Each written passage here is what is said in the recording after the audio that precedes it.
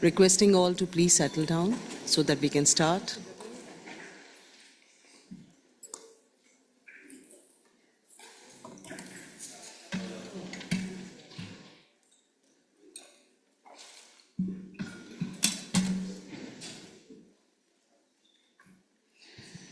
I wish you all a very good morning, and I hope you had some good rest after a full day of deliberations yesterday. I request everyone to please register your presence via the device now so that we can establish the quorum of majority of member states required by Rule 40.1 of the Rules of Procedure. And let's begin without delay, as we have a full agenda and very important items that we need to complete today. Requesting for quorum.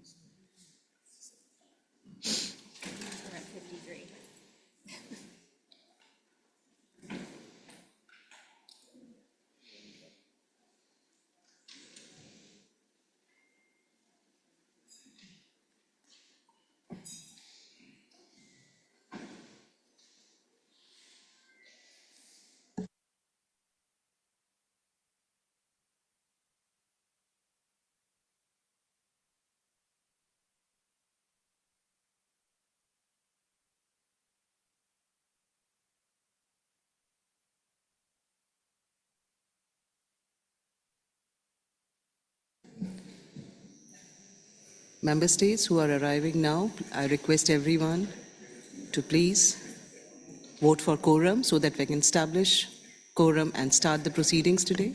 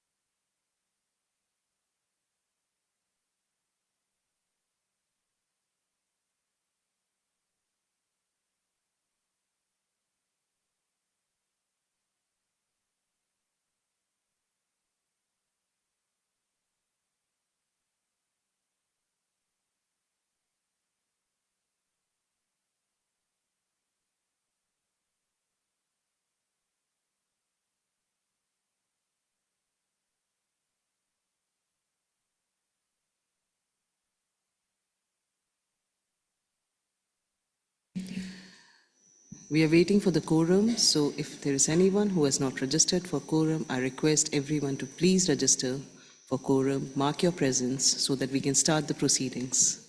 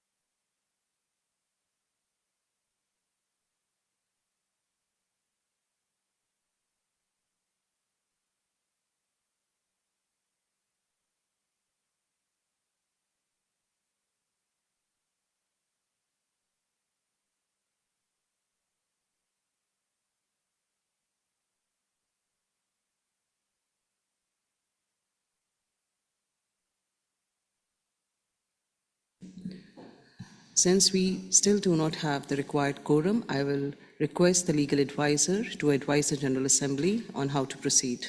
Floor is yours, legal advisor.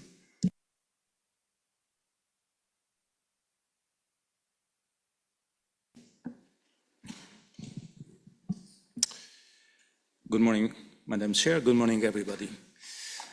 There are 139 members of ICCROM, so the quorum is 70. We are now at 63. So option one is we all go home, which is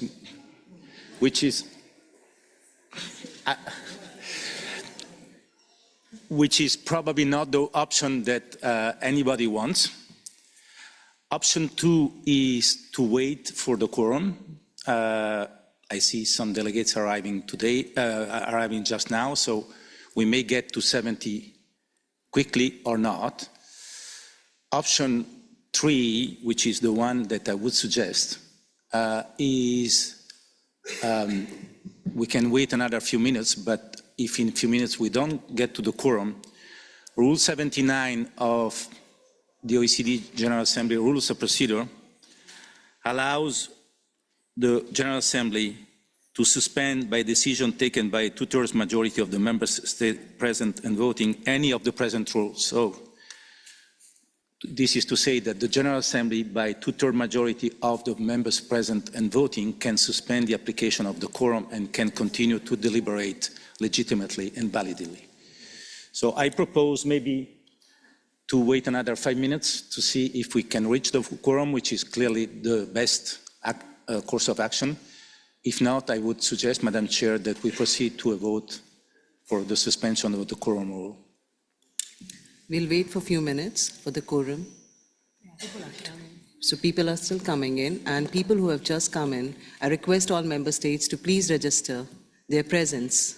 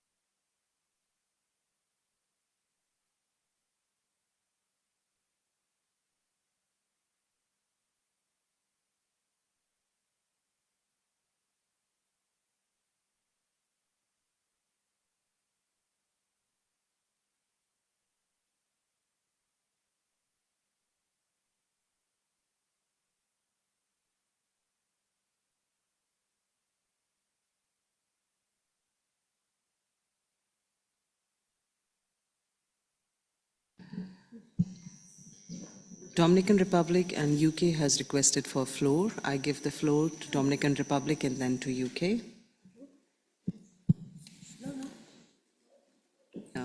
Okay, UK, you have the floor, and before UK takes the floor, I again make an appeal to any member state who has not registered its presence to mark it now. Yes, UK, you have the floor. Thank you very much, Madam Chair. Sorry to take the floor again so early in the session. Just a question for the legal advisor.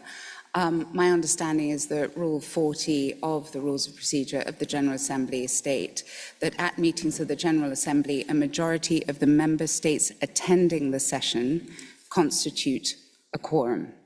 So the quorum is those present and voting, not a quorum of the number of member states of ICCROM. So again, Rule 40.1, at meetings of the General Assembly, a majority of the member states attending the session shall constitute a quorum. That's in the Rules of Procedure of the General Assembly. Thank you.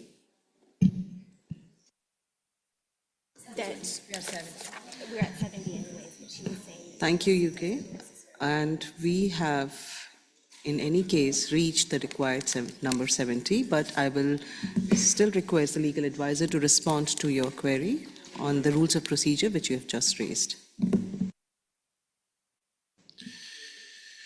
Sorry, UK, I had one other person talking to me. So what I understand is that you were suggesting that the quorum is the members present and voting. This is not what Article 41 says. The quorum is, let me read, at meetings of the General Assembly, a majority of the member states attending the session constitute a quorum. Then, if I may finish, then there are also all the rules about voting are indeed voting rules which apply to members present and voting, and quorum doesn't count anymore, with the exception, by the way, of the super two-thirds majority, which is required for a very specific question. However, what I'm told, and this I need to check, is that there are today, what you appear here are the members that indeed have, and this is one of the difficulty, here you have the members that are present and have the right to vote. I understand that there are countries which are present today and cannot exercise the right to vote in accordance with Article 9, but they are naturally to be counted for the quorum. So if there are countries in the room that are present in the room that do not have the right to vote, but present in the room, can you raise your hand? Because you will count for the quorum.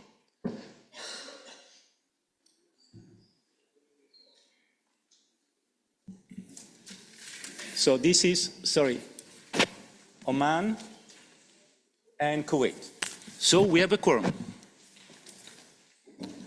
And now we have 70, so we have a quorum. UK, you have the floor. I'm really sorry to challenge the legal advisor on this, but it has always been those present and voting is quorum. It's quite clear in the Rules of Procedure of the General Assembly. I do understand that quorum of a totality of the member states would be 70. I completely agree, but fundamentally, I do not want to create a precedent where we cannot attend or vote on these sorts of... What happens if there aren't sufficient member states present to be able to undertake these kinds of votes? That is why there is a clear rule that states that it is those member states who are present and voting. Thank you. Thank you, UK. We will now proceed with the deliberations of the day. And before I go to agenda item number 11, I'd like to inform that the electronic voting system will allow for the display of a simple yes, no, and abstention, as was requested yesterday. Coming to agenda item number 11, report of the Council on its work since the last ordinary session. I would like to also inform the Assembly that the external auditor cannot be with us today, so we are proceeding with 11.1 of the agenda now, then 11.2 on the audited financial statements 2023 and 24 will be presented tomorrow at 9. Coming to the agenda item 11.1, I request that the report of the Council on its work since the last ordinary session be presented by the Chairperson of the Council, Mr. Benoit. The floor is yours.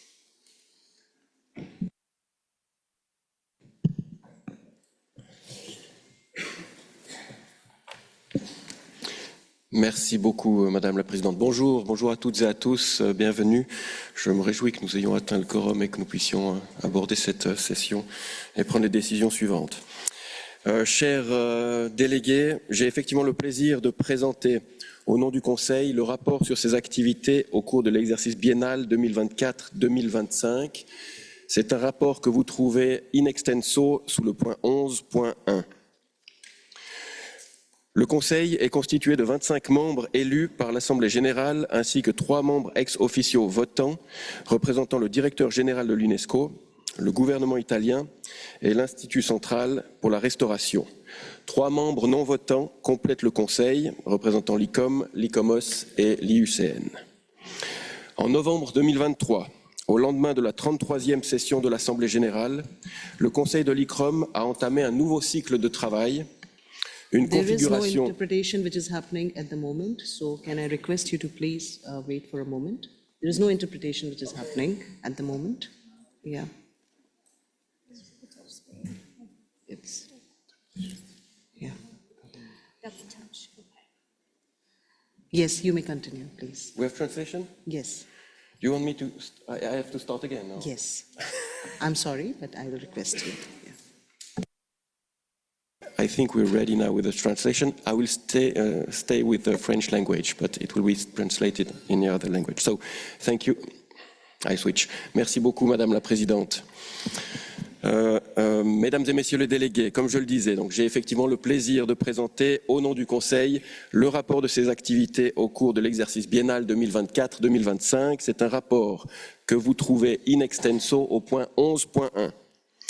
Le Conseil est constitué de 25 membres élus par l'Assemblée générale, ainsi que 3 membres ex officio votants, représentant le directeur général de l'UNESCO, le gouvernement italien et l'Institut central pour la restauration. 3 membres non votants complètent le Conseil, représentant l'ICOM, l'ICOMOS et l'IUCN. En novembre 2023, au lendemain de la 33e session de l'Assemblée générale, le Conseil de l'ICCROM a entamé un nouveau cycle de travail dans une configuration renouvelée par les élections d'une partie du Conseil. Cette première réunion a marqué un moment important permettant d'en préciser la gouvernance avec l'élection de son bureau et d'en fixer l'agenda pour le cycle biennal.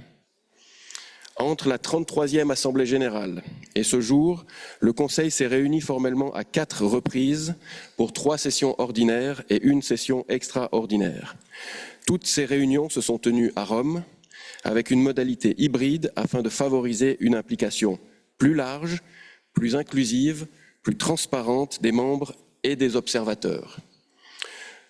Je note d'ailleurs que chacune de ces réunions a fait l'objet d'une attention particulièrement importante au vu du nombre d'observateurs y ayant participé. Ceci contribue au renforcement de la transparence du travail des organes dirigeants ainsi que la confiance institutionnelle. Aux côtés de ces séances formelles, les membres du Conseil se sont également réunis de manière informelle dans quantité de séances de travail. C'est une partie qui est souvent occultée du travail des membres du Conseil, mais qui est néanmoins très importante pour en assurer le bon fonctionnement. Précisément, les membres du Conseil ont abordé, au sein de groupes de travail spécifiques, plusieurs réflexions pour le fonctionnement et le développement de l'organisation. Cela portait tout d'abord sur les discussions thématiques de l'Assemblée générale, ainsi que sur le prix de l'ICCROM, 2 points de l'agenda de notre Assemblée générale et qui se dérouleront, si je ne me trompe pas, cet après-midi encore. Nous aurons donc l'occasion d'y revenir amplement. Le Conseil a également entrepris un premier travail de réflexion sur les statuts et règlements intérieurs. Les réflexions ont porté, entre autres, sur les aspects liés aux sanctions et aux mesures financières, sur le processus de sélection du directeur général, ainsi que sur la composition et la représentation au sein du Conseil. Ces réflexions ont conduit le Conseil à proposer à l'Assemblée générale des amendements au texte basique que nous aborderons aujourd'hui au point 16.1 et 17.1 de l'ordre du jour.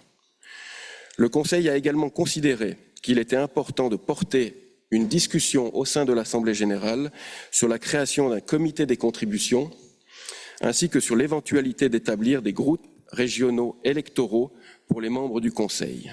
Ces 2 points seront abordés selon l'agenda demain matin. Au cours de ce biennium, le Conseil a également été amené à contribuer à l'élaboration du nouveau cadre stratégique de l'ICCROM pour la période 2026-2031, développé en collaboration avec le secrétariat à partir d'un large processus de consultation internationale.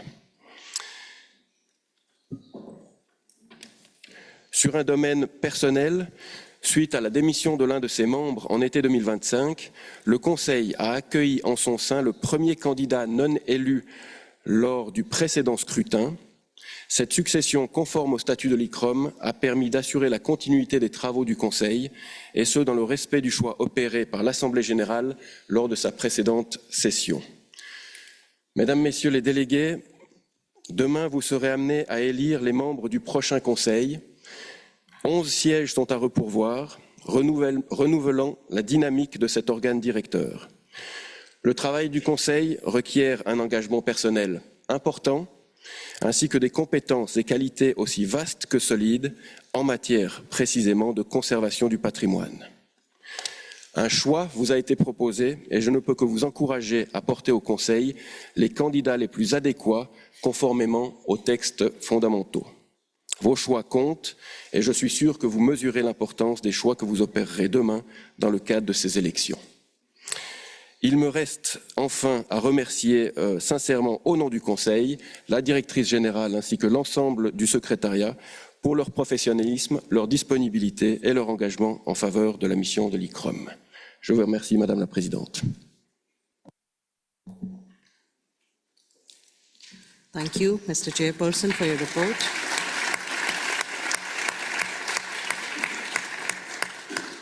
Thank you, Mr. Chairperson, for your report. I now open the floor to Member States for any comments regarding the report you just heard.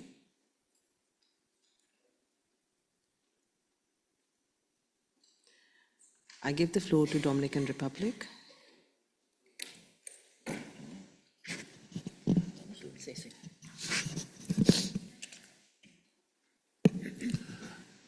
Sí, muchas gracias, presidente.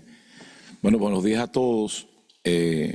Brevemente queremos plantear que nuestra delegación solicita que sea abierta para discusión el artículo 5 de los estatutos, de manera que los miembros del Consejo puedan ser en el futuro elegidos por la Asamblea General en función de su experiencia como representantes del país que los designa.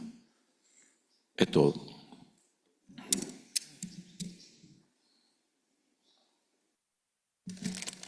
Thank you.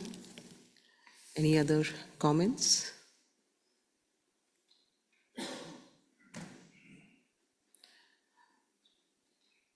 Since they're Chile, I give the floor to Chile.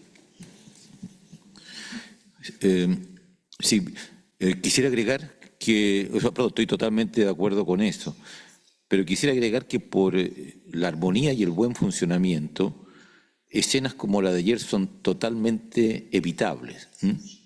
Entonces, por usar una expresión británica, ¿por qué invitar a los desastres, digamos? ¿Para qué generamos nosotros mismos las condiciones que permitan ya estos conflictos que en nada contribuyen y que dejan una percepción, para bien o para mal, de discriminación en cualquiera de las variantes que esto sea?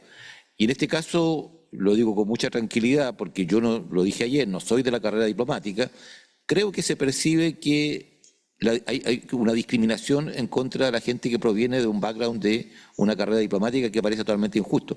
Me pareció extraordinariamente pertinente la intervención de la delegada de Canadá, quien enfatizaba que también ha cambiado el mundo y hoy día la transdisciplina, la necesidad de ver desde distintas perspectivas un problema pasa a ser una cosa absolutamente esencial, ¿ya? Y por lo tanto, quizás lo que corresponda es reconsiderar qué es lo que permite prever, anticipar, pronosticar que una persona va a ser idónea para un buen trabajo del Consejo.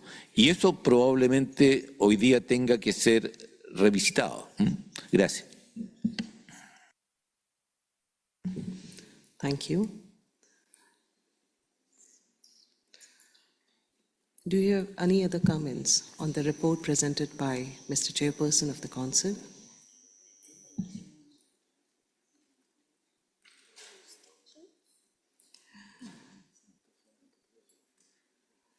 The General Assembly is now invited to consider the report by the Chairperson of the Council on the general activities of the Council during the 2024 and 2025 biennium for approval. May we have the draft decisions on the screen?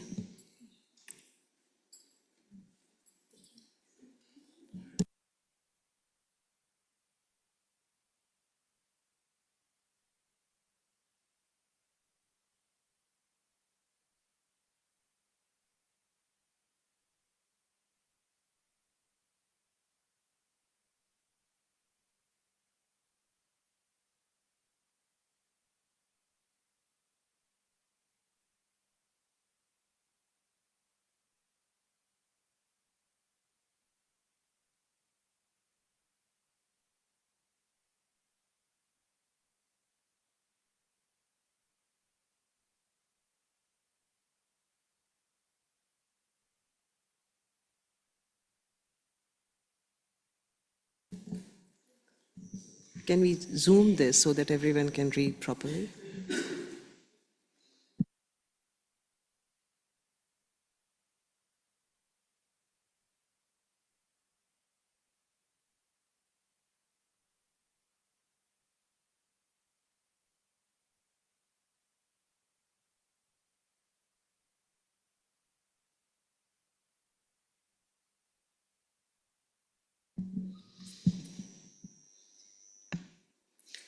Do we have a consensus on the approval of the report by the Chairperson on the general activities of the Council during 2024 and 2025 biennium?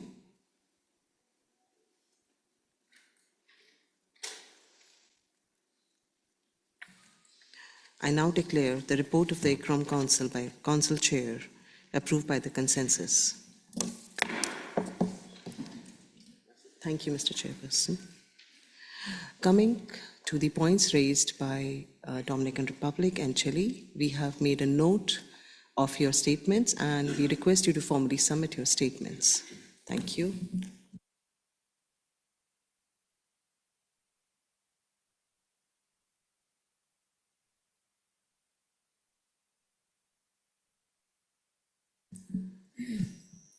Coming to item 12, report on the implementation of the Program of Activities 2024-2025 for approval. It is a very important item. The report in the implementation of the Program of Activities of 2024-2025, one of the main items that touches at the very heart of why we member states are here today. Without any further ado, Director General, I give you the floor. Can I do it from here? Because I then want my colleagues actually to go forward. And yes, please. It's of course a collective effort, but let me address Member States General Assembly. Good morning. I hope you had a very good first day and a very restful night, and I look forward for your guidance also for today. Important topic. So now we will present to you our report on implementation on the program and activities for the period of 2024-2025, covering the biennium of the works since we last met. You already heard me in my speech presenting some of the milestones, but in this report you will see excuse me, very many more details than the one I said. So this report indeed covers the period from October 2023 to November 2025. This report reflects the collective efforts of our Secretariat, our Member States, and all our partners over the past biennium. It captures not only what we have achieved, but also how we have continued to evolve as an international organization. Over these 2 years, ICCROM has delivered a broad range of activities and programs, from capacity building, research, knowledge, technical assistance, international cooperations, project on the ground, and advocacy. Our interventions have addressed global heritage challenges, supported conservation priorities, promoted emerging issues such as digital heritage and interlinkages between nature and culture, and strengthened our community engagement and policy work. At the same time, we have continued our internal transformation, modernizing operations and investing in our staff to ensure ICCROM remains responsive to the evolving needs of the heritage sector and beyond. This biennium also marks important milestones. As you have heard yesterday, Uzbekistan and San Marino joined as our 138 and 139 member states, further expanding our global community and reach. The government of Italy, unprecedented support of over 18 million euro, has enabled us to enhance our facilities, advance major capacity building programs in Africa, and establish our first junior professional officer position.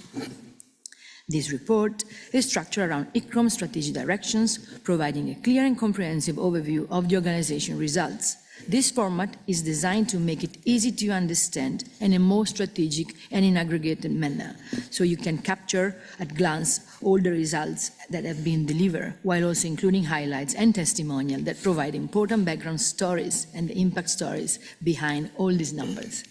I extend my sincere gratitude to all member states, partners, donors, and of course to ICCROM Secretariat for the shared commitment, expertise, and engagement, since this collaboration are truly a shared results. I'm now invite my colleague, José Luis Pedersoli, Manager of the Strategic Planning Unit, and Valerie Magar, Manager of the Program Unit, to take the floor and present to you our report of implementation for the biennium. I thank you.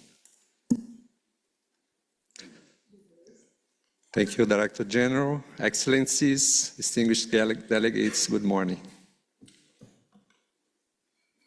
This presentation refers to document GA 34/12 and summarizes the outputs delivered by ICCROM through the implementation of its program of activities, covering the period of October 2023 to November 2025.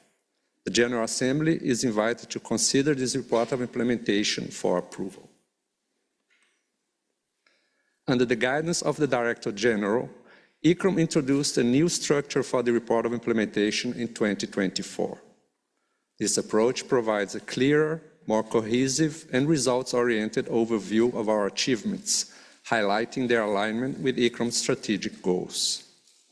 As mentioned by the Director General, the report is structured around ICCROM's 3 strategic directions and 9 related strategic objectives.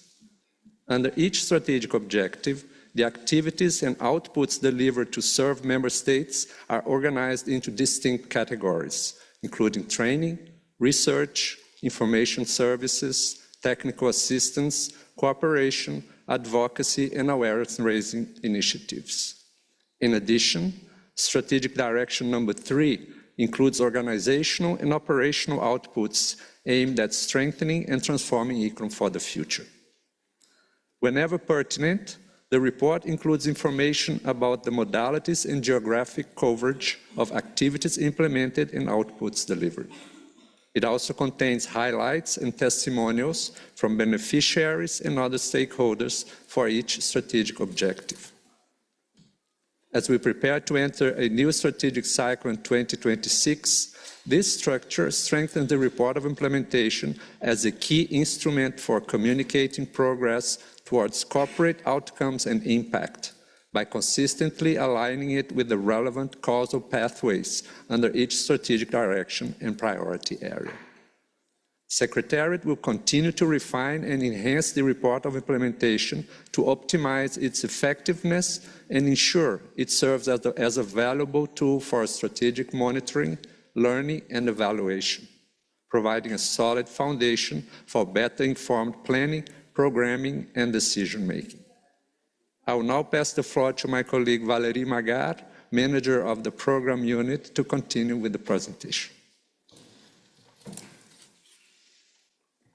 Good morning, esteemed delegates. As my colleague José Luis Pedersoli mentioned, we will now be presenting the main figures associated with our activities and which are contained in document 12.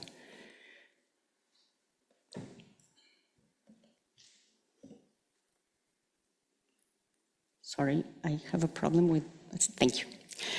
During the last year of the biennium, we have strived to serve all of our member states, whose distribution per region is now visible on the screen. Next slide, please. It doesn't seem to work here. Since our last General Assembly, over 250 partner institutions were engaged in the delivery of our activities, and more than 4,004 people were upskilled. Next slide, please. Under strategic objective SD 1.1, focusing on protecting cultural heritage in times of crisis, there were 29 activities with over 1,000 people upskilled, covering different topics that you can find in the report. For all of our activities, we have offered different modalities of delivery, with the majority of activities still taking place in person, but also providing hybrid and online activities to reach different audiences worldwide. Next slide, please. And in this image, you can see where the participants came from. Next slide, please. In addition to the training courses and workshops, there were also 4 field projects with over 85 participants, 28 cross-sector collaborations, and 4 advisory services provided. For each strategic direction, you have also the figures of the services requested to both the ICCROM library and the archives, the specific book acquisitions for the library related to the topic, to offer better service to our member states. And finally, you will also find the number of advocacy and awareness initiatives, which were 16 under this objective. An important part of ICCROM's work is also the delivery of resources where the content can be further disseminated and directly used by professionals in our member states. All our resources, as you know, are freely accessible on the ICCROM website. And with the support from partner organizations from our member states, we strive to continue translating to various languages the different resources, which is a fundamental way to reach conservation professionals in different regions. Under strategic objective SD 1.2, Support Africa's Cultural Heritage, 13 courses were implemented with more than 460 people upskilled, most of them being under 35. And the topics included heritage impact assessment, strategic planning, and World Heritage processes and strategies, and focusing mainly on African participants, but also providing opportunities to exchange with professionals from other regions, in particular with Italy. And in the next slide, you can see the distribution of participants by country. There were also service requests from the archives and specific acquisitions of the library, and there were 8 advocacy and awareness initiatives. Under strategic objective SD 1.3, foster emerging issues of cultural heritage and conservation, 49 courses were implemented with over 1,900 people upskilled, focusing on heritage impact assessment, heritage collections and sustainable development, build heritage conservation, our people, nature, culture courses, cultural capital valuation, heritage documentation, integrated territorial urban conservation, and strategic foresight for heritage. Participant distribution covered all regions. Additionally, there were 7 field projects involving over 140 participants, 10 research initiatives, 19 advisory services, and 366 new library acquisitions on the topics mentioned before, as well as 11 advocacy initiatives. 11 new resources were published under this objective. And in the next slide, you can also see the translations into several languages of these resources, which were published, and with the generous support from partner institutions, making these vital methodologies available to many more countries.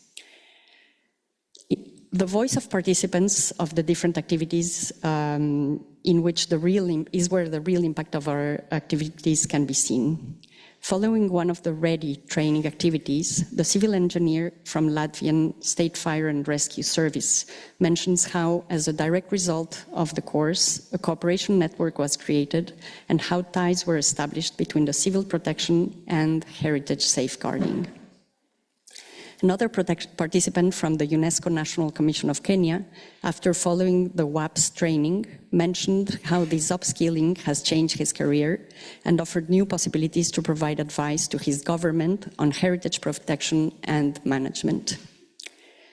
Under strategic objective SD 2.1, lead and innovate capacity building, the report includes the total amount of courses and participants, but the list and graphs that we will see in this slide indicate only those that were not listed elsewhere. These courses focus on course materials conservation, the World Heritage Managers Forum, collections conservation and management, the Sharjah University Masters Program, the Climate Action for Heritage, conservation and management of archaeological heritage and landscapes, and heritage documentation. Participants from all regions were included in these activities. Additionally, in these 2 years, there were 31 interns who worked closely with ICCROM staff, providing opportunities for young professionals to gain experience and knowledge with on-the-job experience. There were also 8 fellows and several visiting researchers who benefited from the rich assets of the ICCROM library and archives, as well as the existing experience in-house. 18 advisory services were provided, and the library and archives also provided services online and in person to conservation professionals worldwide. 4 new resources on the next slide were published to further promote and exchange knowledge, often targeting specific regions and promoting multilingualism. Under strategic objective SD 2.2, enhance community engagement in protecting heritage, over 1,000 community members were engaged, focusing on heritage and climate action, disaster risk management, heritage and youth, and heritage conservation and management. And this image shows the distribution of participants in these activities. There was also 1 advisory service, and the library and archives continued providing their services. The library acquired specific publications to better serve these objectives, and 3 advocacy and awareness initiatives were also undertaken. Under strategic objective SD 2.3, on the next slide, strengthen awareness of cultural heritage and conservation, 14 advisory services were provided and 136 new library acquisitions were made, and there were 8 advocacy initiatives. The voice from one of the participants of the Collège training program shows the relevance of heritage and its conservation and its direct link to our daily lives. Another participant of the same course also illustrates the direct impact ICCROM can have in sparkling initiatives for the creation of new spaces dedicated to the conservation of cultural heritage. Under strategic objective SD 3.1, strengthen the foundations of ICCROM, the activities have focused on showing the relevant role ICCROM can play in different scenarios. Here, the report emphasizes our role as an advisory body to the World Heritage Committee, strengthening capacity building for a better implementation of the 1972 UNESCO World Heritage Convention. Other initiatives included ICCROM's participation in panel discussions, the award ceremonies, media campaigns, high-level conferences, and meetings with member states and potential new member states. The Director General was present at major international conferences to promote ICCROM's mission, including COP29, UNESCO conferences, the G20 Culture Working Group, Mondiacult, among many other meetings. This year, as was already mentioned at the opening ceremony, we welcomed 2 new member states, Uzbekistan on 30th August 2024, and San Marino, who joined ICCROM very recently on 27 November 2025.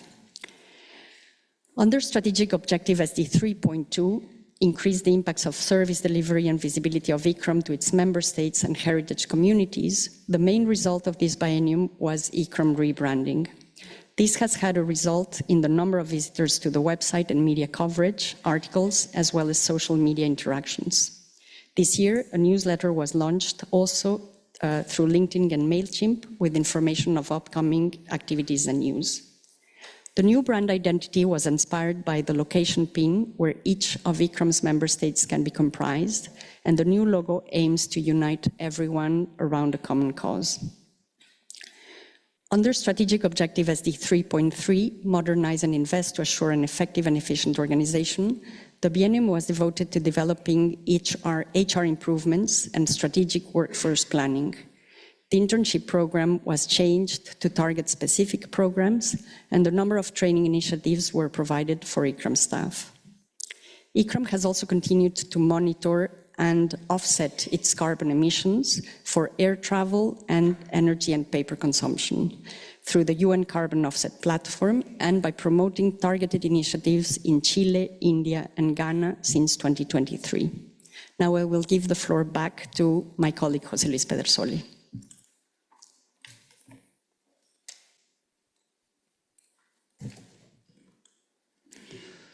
Thank you, Valerie. So I'll continue with the update on the digital transformation. Next slide, please, which is a cornerstone of ICCROM's work under this strategic objective. And this initiative was launched in 2022, and it was made possible thanks to the 5% increase in member states' assessed contributions approved by the General Assembly in 2021. This slide revisits the vision set out for a digitally transformed ICCROM and the 5 strategic pillars of the digital transformation: communication infrastructure, e-learning, library and archival resources online, stakeholder relationship management, and smarter business environment. In the following slides, I'll provide a progress update on each pillar. Next, please. Beginning with e-learning, ICCROM's online platform has undergone continuous improvements since its launch. Since September 2024, it has hosted 17 instructor-led sessions and 6 hybrid courses, benefiting more than 175 participants from over 75 countries. These numbers are set to grow as additional hybrid and synchronous online courses are onboarded. 3 self-paced courses are now being finalized and will be launched next year. From 2026 onwards, at least 3 new self-paced courses will be released every year to further strengthen ICCROM's capacity building services for member states. E-learning is vital to expanding ICCROM's offer beyond in-person training. It opens doors to new audiences and increases accessibility for our stakeholders. Next, please. Turning to the library and archives, over 6,000 resources have been digitized and made accessible online. These include governing body documents, ICCROM course materials, books from the Heritage Education Library, and heritage samples. These resources have already attracted more than 16,000 views and have been downloaded over 2,000 times since January 2024. Over 1,700 resources have been digitized and are being prepared for online publication, including governing bodies documents, courses and learning materials, motion picture films and video recordings of ICCROM activities. More than 600 online accounts have been granted to researchers and heritage professionals worldwide, providing free access to the electronic resources of the ICCROM library. Through this work, ICCROM is significantly broadening access to its knowledge and historic resources so that member states can draw on decades of accumulated memory and expertise. Moving now to ICCROM's new Stakeholder Relationship Management System, or SRM for short. The migration of legacy database has been successfully completed. More than 60,000 stakeholder records have been integrated, and the process provided an important opportunity for data cleaning and deduplication.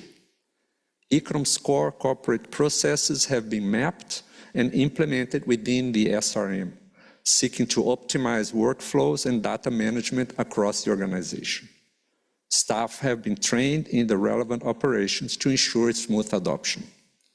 The SRM is now an essential tool to enhance efficiency, accuracy, continuity, security, and scalability in stakeholder data, providing a solid foundation for improved engagement moving forward. A clear example is the processing of course applications. Previously, applicants' data were stored in spreadsheets, and information on those selected was manually transferred into separate databases, a process that often required 1 to 2 months. With integrated online forms, the SRM now automates this process in real time, significantly increasing efficiency. The centralized data bank captures the information of all applicants, providing a stronger foundation for stakeholder engagement while enhancing data quality and minimizing human error. Under the Smarter Business Environment pillar, ICCROM has completed the migration of its IT infrastructure to the cloud. Through the adoption of Microsoft 365 tools, the workplace is being modernized, integrating enhanced solutions and enabling staff to work safely and remotely while relying on advanced collaboration technologies. A feasibility study has been launched to identify the best path for further integrating ICCROM's IT systems. The objective is to enhance efficiency and reduce operational costs by better connecting key tools, including the Enterprise Resource Planning, the SRM, and the e-learning platform, among others. Aware that cybersecurity is a key enabler of the digital transformation, ICCROM has now secured more than 90% of its systems with multi-factor authentication and single sign-on. Staff have received the cybersecurity training, and regular checks and reviews are planned to ensure ongoing protection. A reassessment of ICCROM's digital maturity has been undertaken, showing that the organization has advanced from digital follower to digital explorer, according to the established evaluation criteria. As the digital transformation continues, ICCROM is expected to further strengthen its digital maturity, building on this progress and moving steadily toward higher levels of performance. Under the communications infrastructure pillar, ICCROM launched this new brand identity in 2024, enhancing the One ICCROM vision. ICCROM's website has undergone a comprehensive redesign, aligning with the new brand identity and new strategic cycle. The organization's capacity to produce communications materials has been strengthened through professional audiovisual equipment and creative tools. A dedicated media distribution platform has been engaged, and ICCROM has enhanced its digital presence beyond its well-established social media channels. In addition, new communication guidelines have been introduced to help streamline workflows, ensure brand consistency, and guide future initiatives. This concludes the presentation of the report on the implementation of the program of activities. The suggested action required is repeated here on this final slide. Thank you for your attention.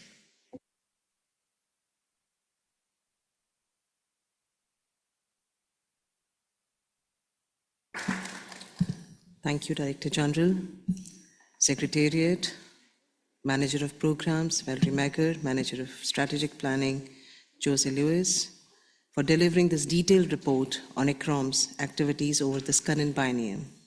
I will now open the floor for any interventions. Spain, you have the floor. Gracias, señora presidenta. Señora directora general, estimados miembros, España desea felicitar al ICCROM y a su secretaria general, a su directora general, por la solidez, amplitud e impacto del informe sobre la ejecución del programa de trabajo 2024-2025. ¿Hay traducción? ¿Es translation? Please try once more. I think it's working now. I restart? Yes. Okay. Señora directora general, estimados Estados miembros, España desea felicitar al ICCROM y a su directora general por la solidez, amplitud e impacto del informe sobre la ejecución del programa de trabajo 2024-2025. El documento refleja con claridad el papel esencial de ICCROM en la protección del patrimonio cultural como bien público global, especialmente en contextos de crisis, transformación climática y desarrollo sostenible. Valoramos especialmente el impulso al programa Primeros Auxilios al Patrimonio en situaciones de crisis, que ha demostrado una extraordinaria capacidad de respuesta en escenarios tan complejos como Ucrania o zonas afectadas por los desastres naturales. España está comprometida con estas iniciativas, reforzando la cooperación interinstitucional y la preparación ante emergencias. Queremos celebrar igualmente el firme compromiso de ICCROM con África y con la juventud a través del programa Juventud Patrimonio África, que combina identidad, emprendimiento cultural y acción climática. Como saben, este enfoque coincide plenamente con las prioridades de la cooperación española orientadas al desarrollo inclusivo, la sostenibilidad y el fortalecimiento de capacidades locales. Asimismo, reconocemos el liderazgo de ICCROM en ámbitos emergentes como el patrimonio digital, la relación entre naturaleza y cultura y la perspectiva estratégica de acción climática basada en el patrimonio. Todos ellos esenciales para afrontar los retos del siglo XXI. Por tanto, España confirma su respaldo al informe presentado, muestra del cumplimiento del mandato de ICCROM como plataforma indispensable de cooperación técnica, formación, innovación y diálogo político. Muchas gracias.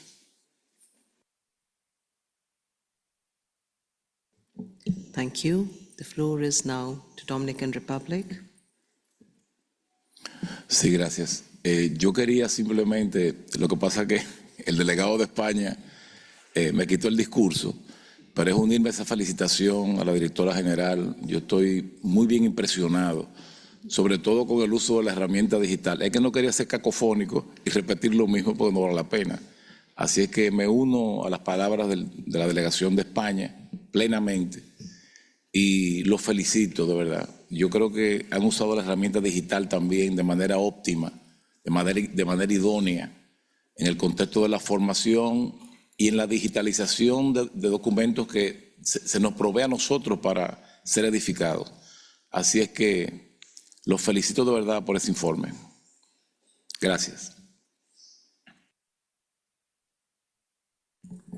Thank you. The floor is now to United Arab Emirates. UAE, you have it. Thank you, Madam President. The UAE would like to congratulate ICCROM on the breadth of activities and the wide-ranging impact and fruitful outcomes globally in the field of heritage conservation. ICCROM has been a critical organization in providing the technical and professional assistance to the Arab states region, both with collaboration with the headquarters and also with the regional centers in Sharjah. In the past, Athar was a flagship program where it was possible for us to understand the cluster of activities that were specifically focused on supporting the regional aspects. We would like to request further information and detailed content on what kind of regional concerns are being addressed and being implemented, also because we do not find the agenda document on the relationship with the host country with the United Arab Emirates in hosting the regional center in Sharjah. The report would benefit from presenting a full understanding of the status of the regional office's activities. Thank you. Ecuador, you have the floor. Gracias, señora Presidente, por la palabra. Yo quiero felicitar en nombre del Gobierno del Ecuador por el excelente trabajo realizado en la implementación del programa de actividades. Hemos sido beneficiarios directos de la colaboración con ICCROM y está ayudando al patrimonio de nuestro país. Quiero también felicitar y remarcar los buenos trabajos que se han hecho en eficiencias en el instituto y también en la implementación de tecnologías. Espero que estos trabajos en el nuevo periodo se sigan desarrollando de manera exitosa y felicito nuevamente a la directora general.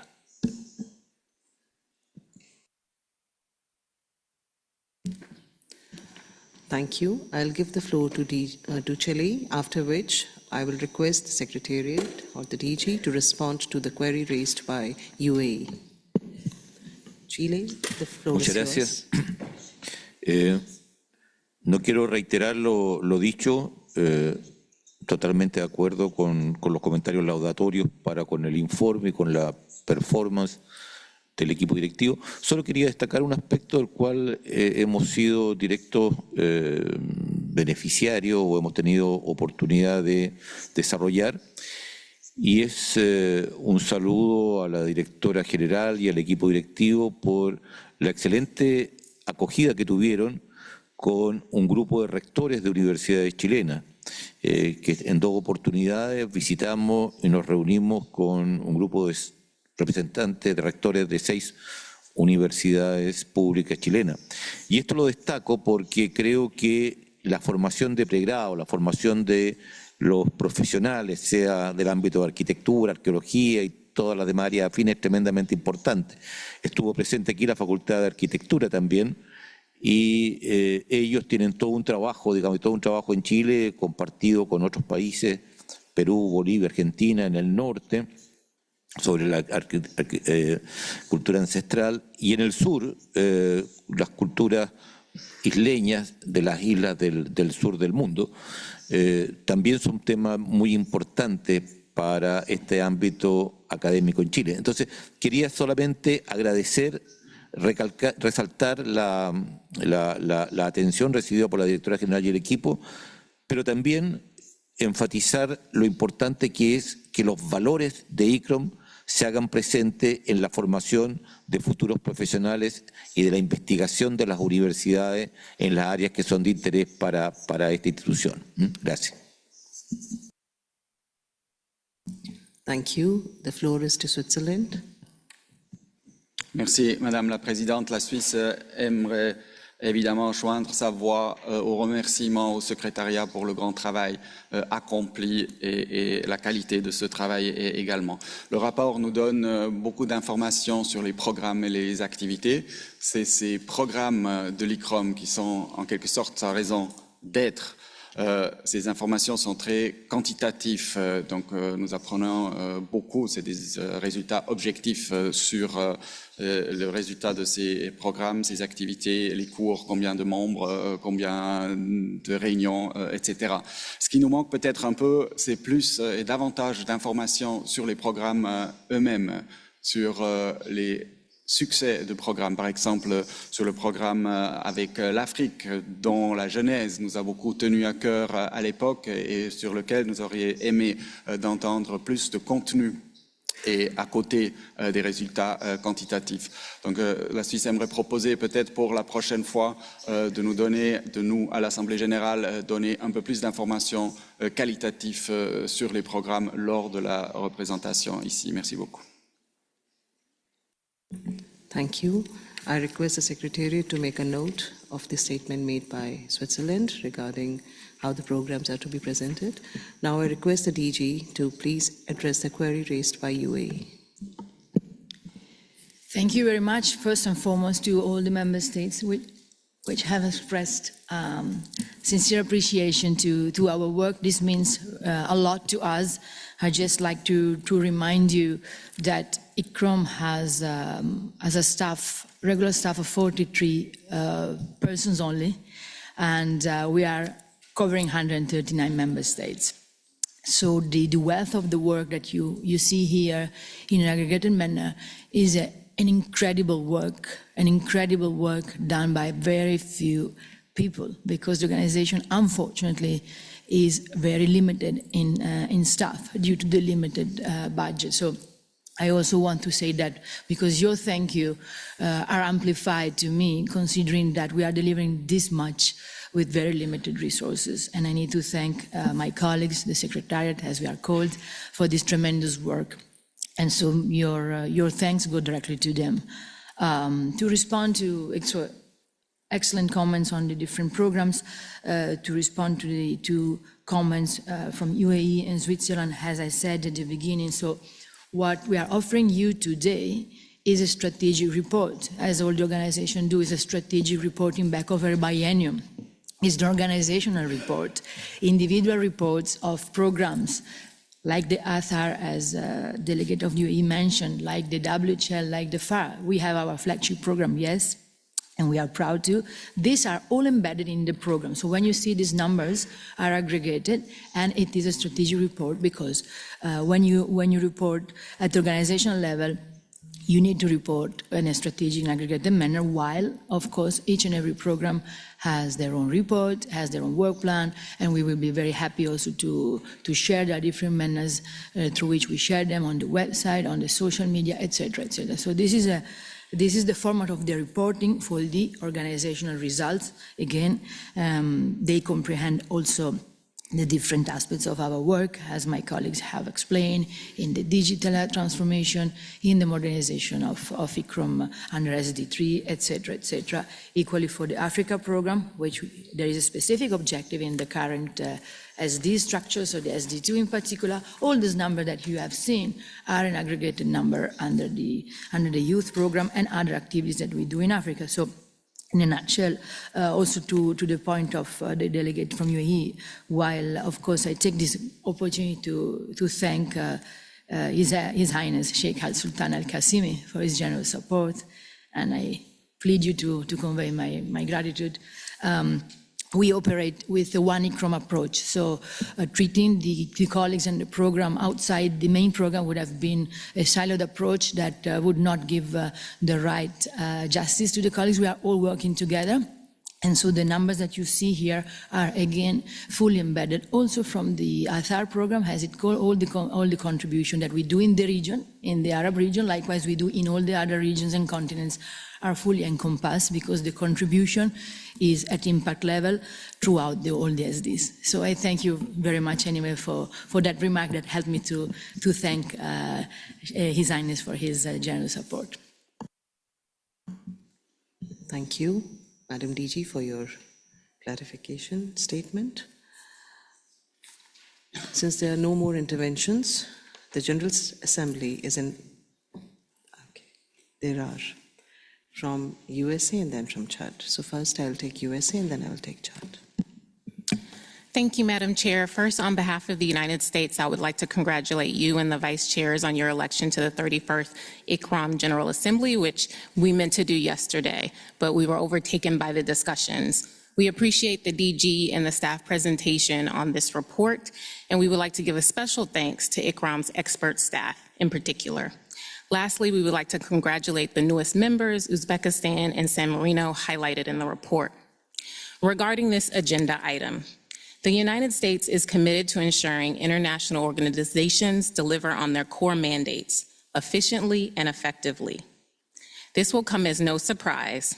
Activities related to climate change, sustainable development goals, diversity, equity, and inclusion initiatives risks diverting resources and attention away from ICCROM's work to protect and restore cultural property.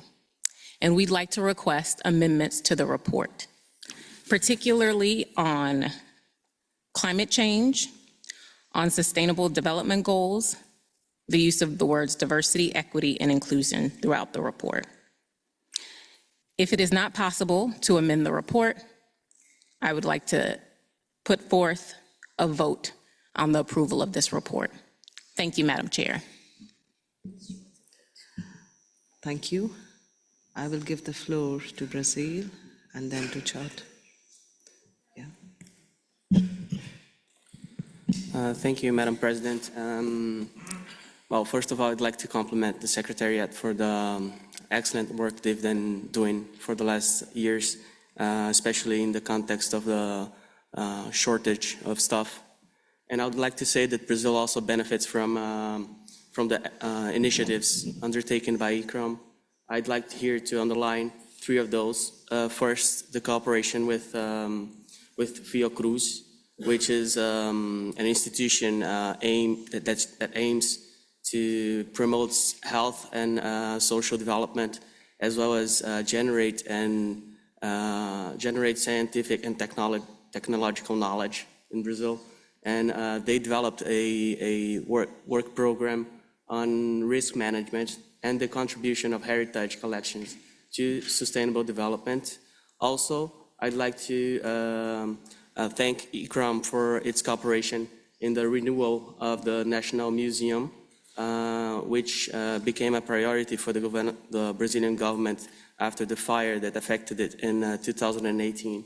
And also, third, I'd like to mention the collaboration with the University of Campinas, where they worked with the Quilombola community in Ubatuba to understand climate impacts on cultural heritage and to design locally grounded adaptation strategies. Thank you for that, Madam Secretary, Madam Director General, and all the ICCROM staff. I'd like to emphasize that to the next cycle, Brazil sees great importance in ensuring that the needs and priorities of developing countries, in particular, the least developed ones, receive increasing attention within ICCROM's programs, especially regarding capacity building, technical support, and climate resilience. That would be all, and I'd very much appreciate the work done by ICCROM, and Brazil obviously supports the adoption of the report. Thank you. Thank you, Brazil. Chad has been requesting floor for long, so I'll first give the floor to Chad, please. Merci beaucoup, Madame la Présidente, la Directrice Générale, distingués délégués. Le Tchad félicite l'ICCROM pour la qualité des rapports sur la mise en œuvre des programmes d'activité 2024-2025. Ces rapports mettent en évidence des avancées majeures dans plusieurs domaines.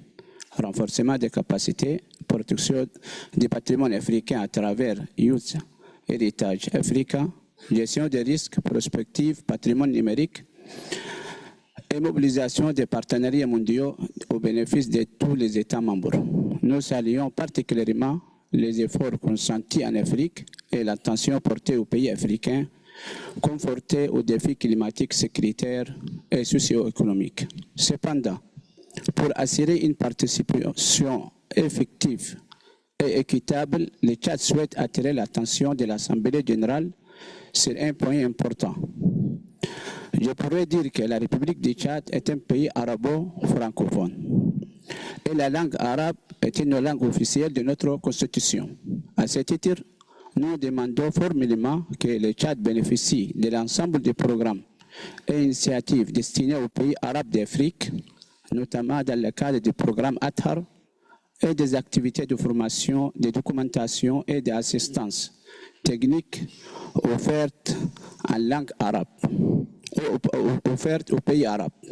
Un tel appui renforcera le développement de nos compétences nationales, la protection de notre patrimoine matériel, immatériel et naturel, et la participation active du Tchad à l'action collective de conservation portée par l'ICCROM. Nous renouvelons l'engagement total du Tchad à travailler aux côtés de l'ICCROM pour un patrimoine africain et mondial plus résilient, mieux protégé et transmis aux générations futures. Je vous remercie. Thank you. Now the floor is to Burkina Faso. Merci bien, Madame la Présidente. Madame la Présidente, Madame la Directrice Générale, distingués invités, le Burkina Faso prend note des informations communiquées dans le rapport de mise en œuvre du programme d'activité 2024-2025 et voudrait se réjouir des résultats engrangés sous la conduite de l'organe exécutif de l'ICCROM, notamment en termes de renforcement des capacités, recherche, diffusion des connaissances, coopération internationale, assistance technique et plaidoyer. Il salue la qualité du travail abattu et réaffirme son soutien et son entière disponibilité à toujours œuvrer aux côtés de l'ICCROM pour des résultats encore plus probants. Aussi, voudrait-il encourager l'ensemble des États membres à lui apporter son appui considérable afin que nous puissions atteindre les objectifs escomptés. Je vous remercie. Thank you. Mexico, you have the floor. Muchas gracias, Presidenta. Pues solamente me quiero sumar a las felicitaciones que se han hecho por el excelente trabajo que realiza el ICCROM. Mis felicitaciones a la Directora General y al staff que, como comentaban, con poco personal hacen un trabajo magnífico. Quisiera también expresar mi agradecimiento a España por el trabajo magnífico que ha hecho de apoyo a nuestra lengua, que especialmente para México nos interesa fortalecer a la región, a Latinoamérica. Y en ese sentido, pues agradecer todo el trabajo que hemos realizado con el ICCROM de cursos, de fortalecimiento de las capacidades a nivel regional y principalmente por una revista que desarrollamos de manera conjunta, el ICCROM con el Instituto Nacional de Antropología e Historia, en un trabajo que nos parece que pone sobre la mesa la discusión teórica sobre la conservación, de manera que textos académicos importantes para quienes trabajamos en la conservación del patrimonio estén al alcance de los que hablamos español. Muchísimas gracias.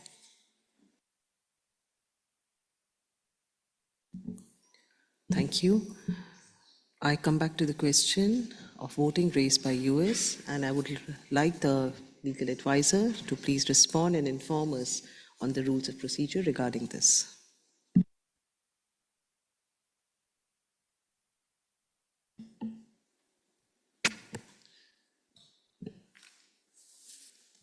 Thank you, Madam Chair. So if I understand well the intervention of the United States, they requested modification to the report on 3 specific topics. So as this organization is striving for consensus, I would suggest that the first thing that we should ascertain if there is a consensus to look into the report in the lines of what the United States has suggested.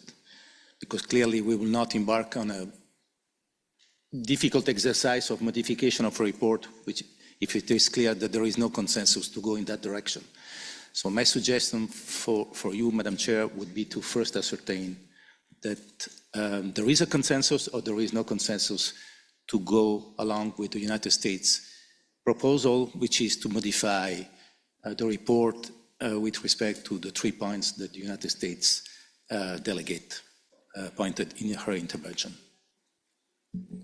Thank you. We will go to the consensus, but before that, UAE has requested for floor. UAE, you have the floor. Thank you, Madam President. Also, would like to thank you, Madam Director General, for your response. And we will send your greetings to His Highness Sheikh Sultan Qasimi. We understand that the activities of the regional center contribute to the global outputs of ICCROM. However, as there are no other regional centers globally, we would like to request that a report on the activities of ICCROM Sharjah always be included as an annex of the report to ensure that its impacts are being measured. Thank you. Thank you. Now I request the General Assembly on consensus regarding the 3 issues raised by USA.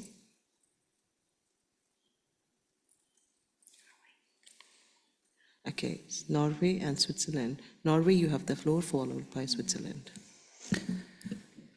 Sorry, I would appreciate if the 3 points could be repeated because it was difficult to understand exactly what was meant. Thank you. We will list those 3 points now on the screen for you so that, yeah. And United States, you're requested to kindly repeat them again for the benefit of everyone.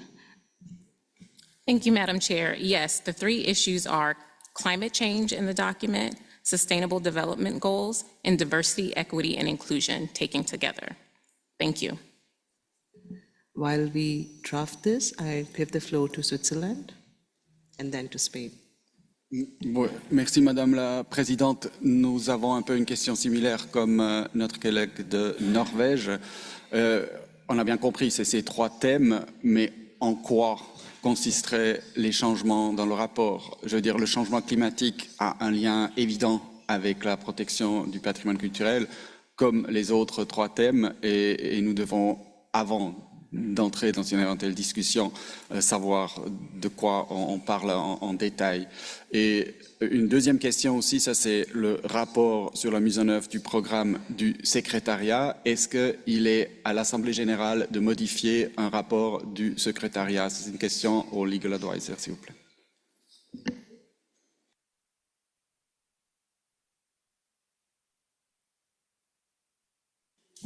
Thank you for your question. I understand the implication and the procedural flaw in what we have just proposed. We are coming back to you on this. Meanwhile, I give the floor to UK. Thank you very much, Madam Chair. I've noted that a draft, I'm assuming that that's a draft decision for this point, has just been put on the screen. I'm looking for nods for clarity. I think this is the draft decision for this point. My request is a general one. I think I raised it yesterday. If we're going to have draft decisions for every point, particularly lengthy ones, could we kindly request that the Secretariat circulate the draft decision text to all delegations so that we are able to review it, and if there are any amendments which want to be proposed from the floor, we can propose those either in writing or we can propose them from the floor if they're very minor. It would just, I think, help with the timing of the process. Thank you very much. Thank you, UK. I will ask the Secretariat to respond to it. Before that, I give the floor to Argentina and then to France. Thank you, Madam Chair. Argentina would like to say that it shares the concerns of the USA about some of the topics included in the report. Thank you. Thank you. The floor is to France. Oui, merci Madame la Présidente. J'appuierai volontiers la proposition de l'Angleterre qu'effectivement on ait une plus claire vision de ce qui est proposé, de ce qui est demandé exactement et si possible dans les langues officielles de l'ICCROM.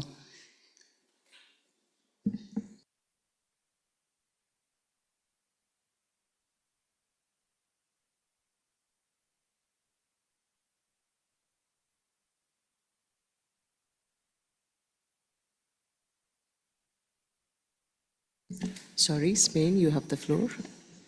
Con respecto a la propuesta que hace Estados Unidos, queremos decir que, y sumándonos a la propuesta del compañero suizo, que no entendemos exactamente qué es lo que se quiere modificar sobre estos tres aspectos, porque sería modificar todo o prácticamente un espectro amplísimo del informe. Tendría que concretar exactamente en qué consistiría y, en segundo lugar, desde luego esas tres líneas para nosotros no cuentan con el consenso para cambiar el informe. Thank you. I would now request the Secretariat to respond to the query raised by UK. No, it's okay.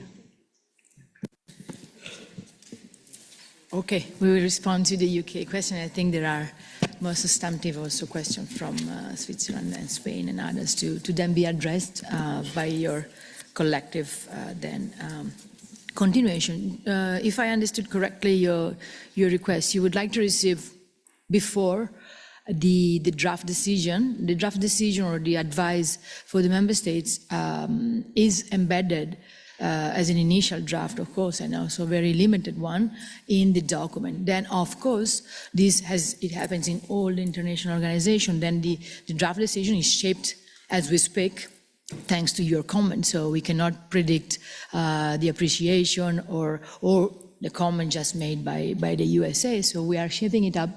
And that is why it is in the maximum accountability and transparency displayed, and we are making track changes as we speak. So while the suggested action or draft decision, as you want to call it in different jargon in the agencies, is presented in the document that you have received and in the first slide of the presentation, then this draft decision again is shaped up as we speak with the comments received by the member states. UK, you have the floor. Thank you very much, Madam DG, for responding. Mine is simply a recommendation for future, if it's possible for future points on this agenda. Brilliant. If it's not possible for this time, it's a recommendation for future General Assemblies that we are provided with a more detailed draft decision rather than an actions required. We're provided with a more detailed draft decision in line with what we're seeing on the screen, so that there's a little bit more opportunity to get the points really right and help support the Secretariat in ongoing delivery. Thank you very much. Thank you. The DG would like to take the floor. Thank you. We thank the delegate from the United Kingdom with all her inspirational points. We definitely take note. We will try to expand. Obviously, we don't want even to preempt or to prevent the discussion. So we also feel like that is not to us to say appreciate the work, but we can definitely improve as we always strive every day.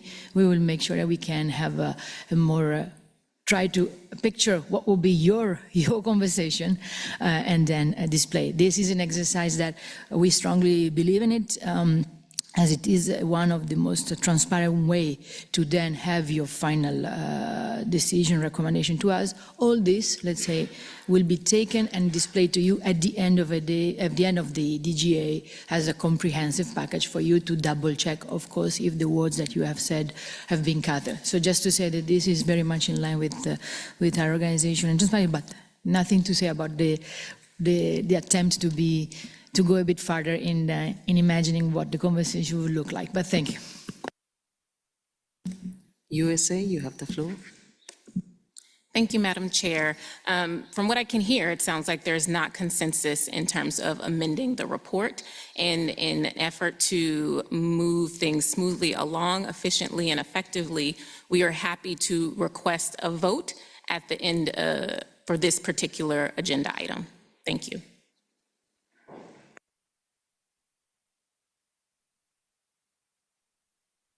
I request the legal advisor to explain us the procedures regarding this.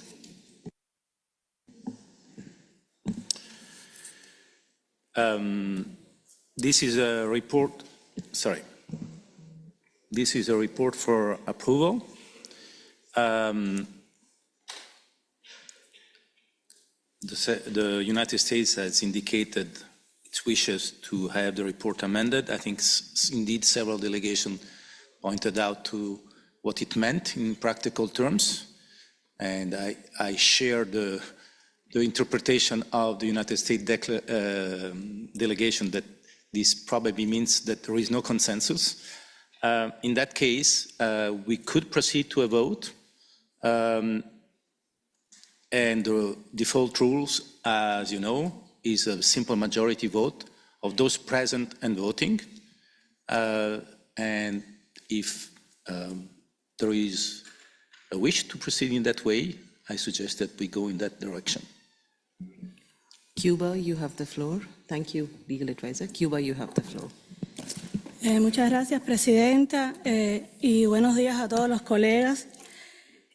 Quiero agradecer particularmente a España, que no lo pude hacer ayer, por la colaboración con la interpretación que hace que nos podamos expresar en nuestra lengua natal.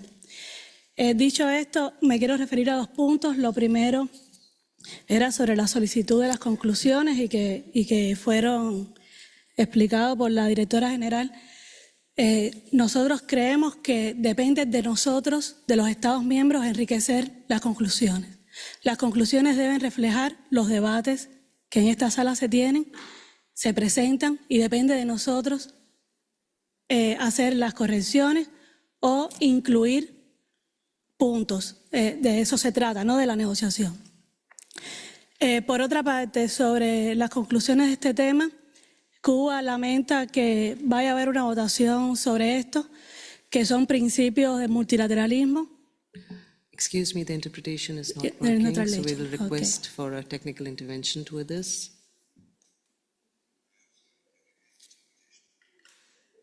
Yes, you may continue, Thank please. Repito, lamentamos que se vaya a producir una votación sobre temas que son principios multilateralmente acordados, que hemos venido negociando de mucho tiempo y que la inmensa mayoría de los países que están en esta sala están de acuerdo. No obstante eso, si hay una solicitud de un país, la aceptamos y votaremos en consecuencia con los principios que hemos asumido a lo largo de todos los años. Gracias.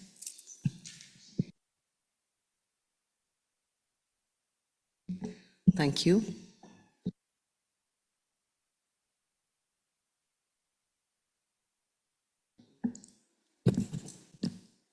So, the question is that this report is for approval. It has to be approved by the General Assembly. Clearly, we would have wished this report to be approved by consensus. Maybe, Madam Chair, you can strive again, but my understanding is that probably the United States will not join the consensus. So then the second question is which other ways we have to approve the report. And, I don't see any other way than a vote to approve the report, given that we do not have consensus for approving the report as is, and we clearly do not have consensus to approve the report in any amended way.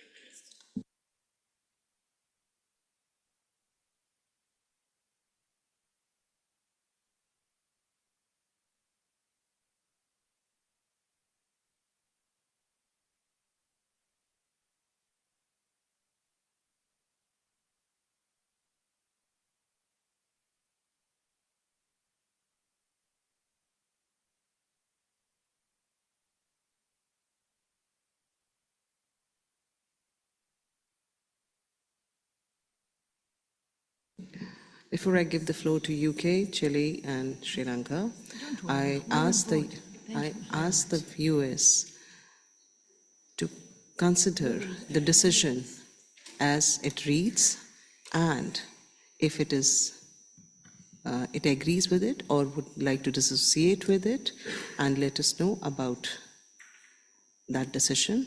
Meanwhile, I give the floor to UK. Thank you very much, Madam Chair. I noted that in the intervention from the US, there was the point of, if possible. It sounds a little like it's not possible.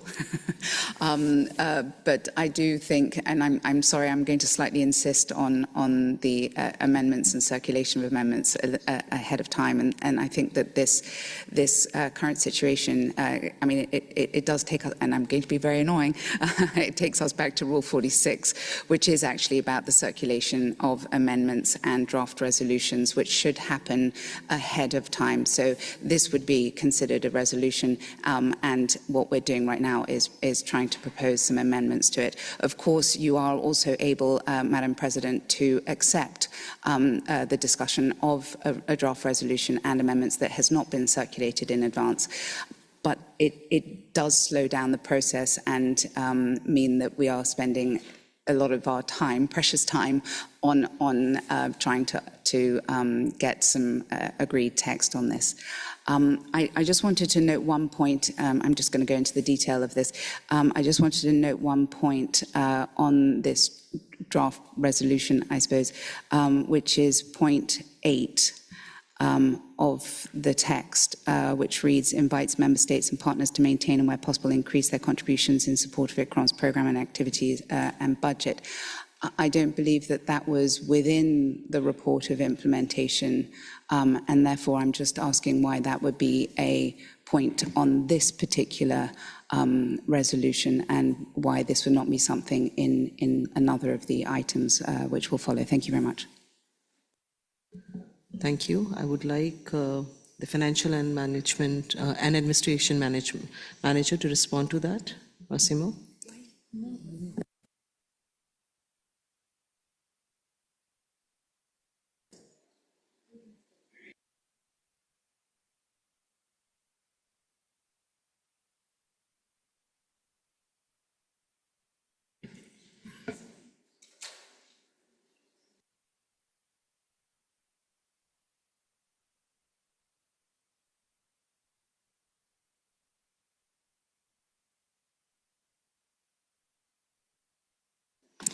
While the Secretariat is having a discussion regarding this point, I give the floor to Chile. Chile, you have the floor. Gracias. Sí, en un ánimo estrictamente constructivo, con el fin de llegar a un acuerdo que satisfaga a todos y no de polemizar sobre los temas de fondo, yo haría notar que en muchos foros, FAO entre otros, simplemente la gente que tiene esta apreciación de ciertos temas como sostenibilidad y otros, sencillamente se disocia en esos temas de los acuerdos que se obtienen. Y de esa manera se puede llegar a un acuerdo por consenso, dejando explícitamente establecido de que estos países no suscriben una cantidad de conceptos que el resto de los países sí lo hacen. De esa forma queda salvaguardada la opinión de ellos, no se está forzando a nadie a aceptar algo que no quisiera, de buenas ganas, y por otra parte se permite preservar la actitud de un consenso en la Asamblea en el momento en que se llega a un acuerdo. Esa sería nuestra propuesta. Gracias. Thank you. The floor is to Sri Lanka. Thank you, Madam Chair. I want to just also echo the distinguished colleague from Ambassador Chile, who actually mentioned the point I was making. As a small delegation, we cover every agency here. So sometimes I recall also this matter came up in one of the agencies for FAO, and the same way as opposed to voting to keep consensus, we talked about disassociating. I believe in that recall for FAO, we had put a footnote. And if that would be possible, if our US colleague could look into that being as a possible way out to keep consensus for the report, and the message also mentioned the same thing. So I believe this has been done in other agencies, and because there are other ways, I don't know enough about the rules of procedure about amending, but I'm assuming some kind of reference would maybe one way out. Thank you, Madam Chair. Thank you. Switzerland, you have the floor. Thank you, Madam Chair. And slightly on another topic, we would like to see our request regarding the report for next General Assembly in an amendment, also maybe a new point 8 or after point 7 on the screen right now, which would read, requests the Director General, and I ask the Secretariat to take that on board, requests the Director General to include qualitative content information in addition to quantitative results in the future report of implementation of the program of activities and budget. Thank you. Thank you, and I request the Secretary to make a note of that request. The floor is to Turkey. Thank you, Madam Chair. We echo the sentiment in the room. So just to second the proposal by the UK, Sri Lanka and Chile.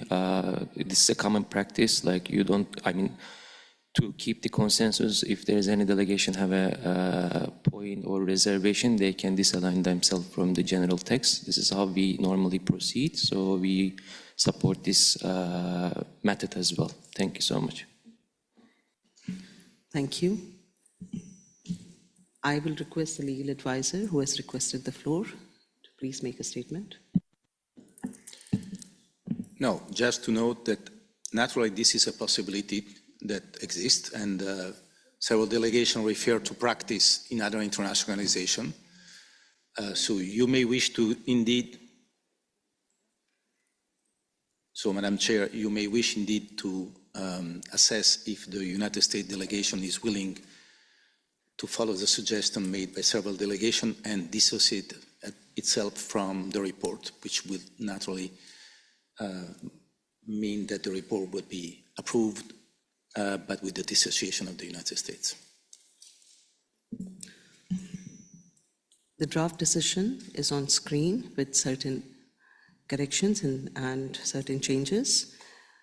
I will go through each point one by one, and after I have finished reading this aloud, and it's on your screen also, I will go with the consensus of this General Assembly, and any country which wishes to disassociate itself from the report may submit its disassociation. Point number 1, that the General Assembly takes note of document GA 34 by 12 on the implementation of the program of activities and budget for the biennium 2024-25. Point number 2, UK, you have the floor. I'm so sorry, Madam Chair. I just had a chance to properly read through and consult with colleagues in the UK. We've noted one other paragraph that refers again to future rather than referencing specifically this document, which is number 5. Which is encouraging the Secretariat to continue. Not that we disagree with the principle, but that can appear within another port. That this is really about the implementation of the programme of activities of that biennium. So we would encourage that any future-facing recommendations appear in the future-facing documents. Thank you very much. UK, your point has been noted, but my request would be to all the member states that as I come point-wise, please voice your objection or your intervention when the point has come in, and it's easier for us logistically to include it then. Yes? USA, you have the floor. Thank you, Madam Chair. I just wanted to address the request for the United States to disassociate from this decision in this resolution. And we're quite aware of the ability to disassociate, to vote, and to join consensus on documents, and have made clear that our plan at the end of the deliberations for this decision is to call a vote. Thank you.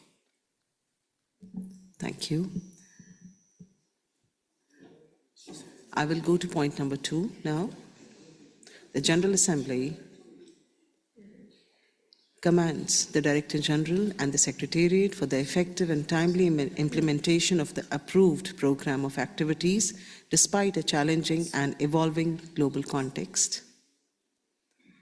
Point number 3, the General Assembly expresses its appreciation for the efforts undertaken to strengthen program delivery, expand capacity building activities, improve geographical balance, and reinforce cooperation with member states and partners.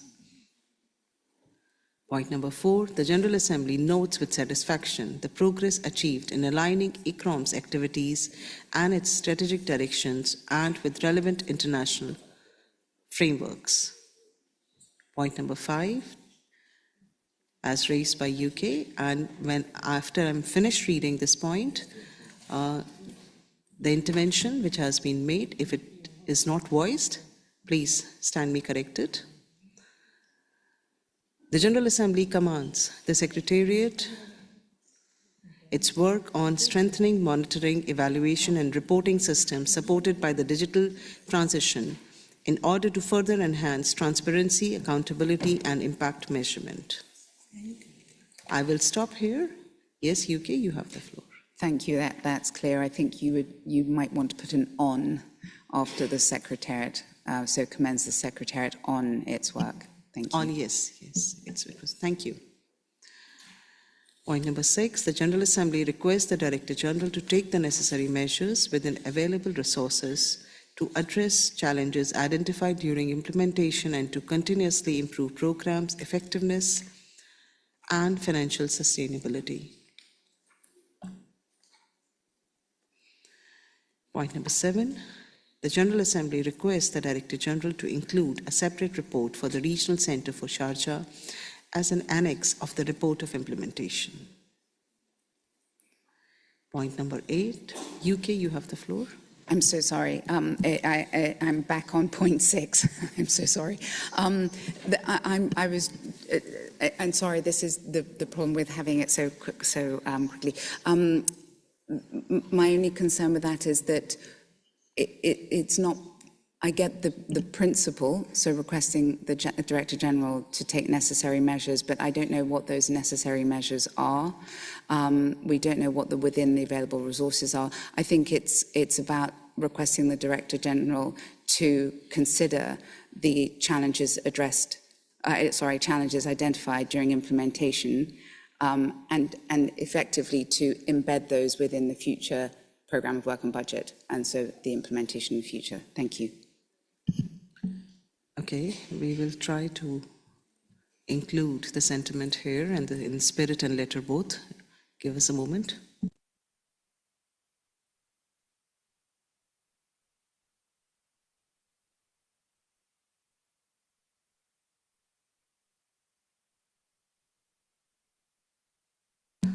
While we are making changes on screen for all of you to see, I will go to point number 8 and we can come back to point number 6. The General Assembly requests the Director General to include qualitative content information in addition to quantitative results in future reports of implementation of the program and activities and budget.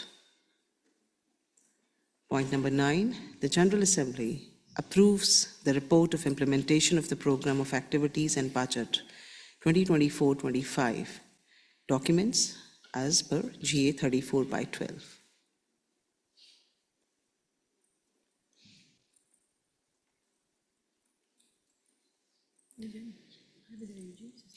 I request everyone to have a look at all the points as they are being changed live and voice your intervention now if there are any.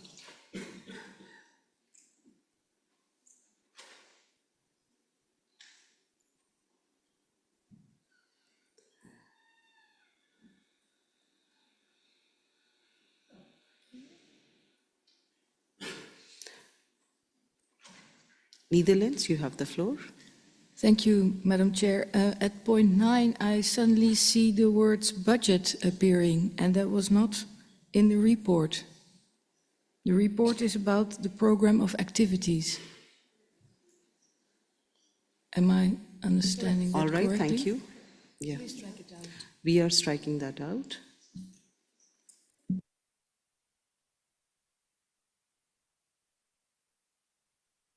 UK, you have the floor. Thank you very much for the amendments to point 6. That looks good now, thank you. And just to follow up on the point made by the Netherlands, the terminology also appears in the title and in point 1. Thank you.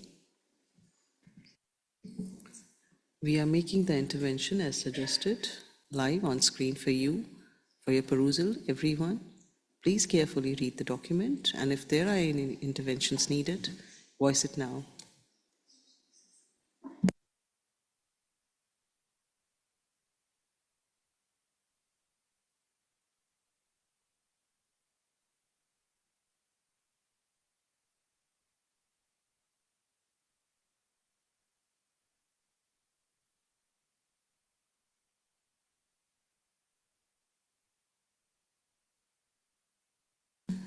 All the necessary interventions as voiced out have been included. And if there are no objections, may I take it that the General Assembly approves report on implementation by consensus? USA, you have the floor. Thank you, Madam Chair. We do not join consensus on this resolution and would like to call a vote. Thank you. Argentina, you have the floor.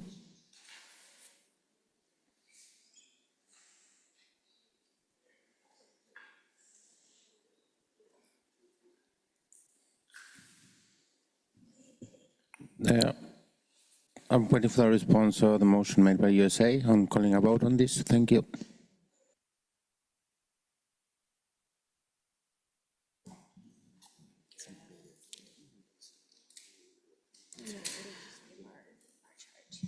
We are, UK, you have the floor.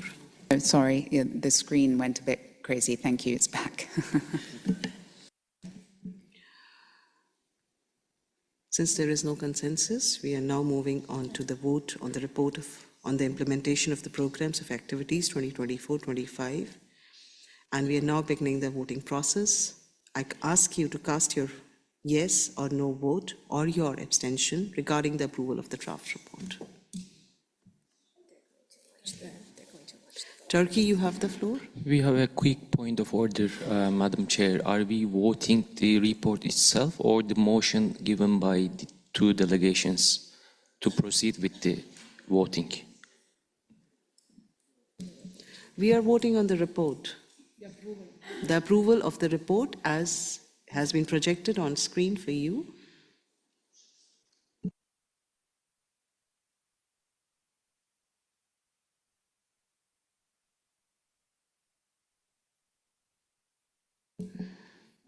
Please cast your vote.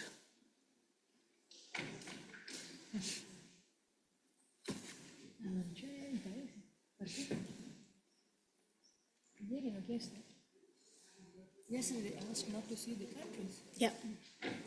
And that was a decision.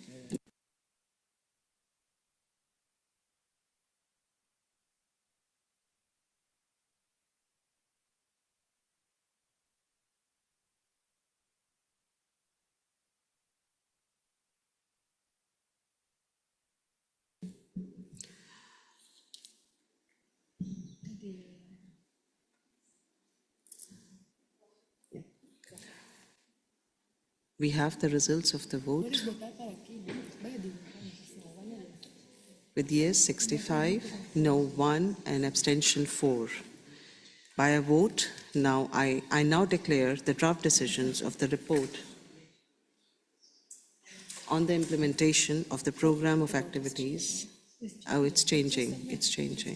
Yeah. I'm closing the vote now, and the result is No, they have to vote from here now.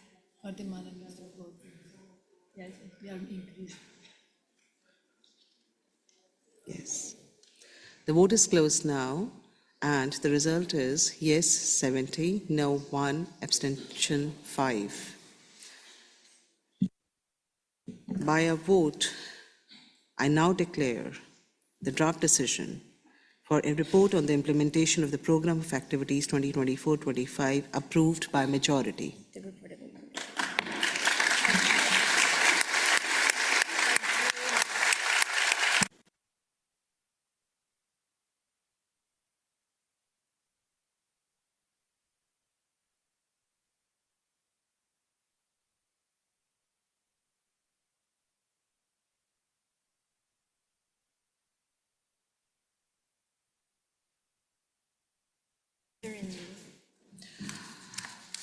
There is a change in the way we are moving with the agenda due to time constraint. We are going to item 10.3, election, voting of members of the Council for election. In accordance with Article 4.2d, one of the functions of the General Assembly is to elect the members of the ICCROM Council. The number of mandates expiring at the occasion of 34th session of the General Assembly, that is, members who were elected at the 32nd session of the General Assembly in 2021, is 11. All candidates at this 34th session shall serve a term for 4 years. I would now like to request your full and undivided attention as I explain to you the voting procedures to select the new members of the Council.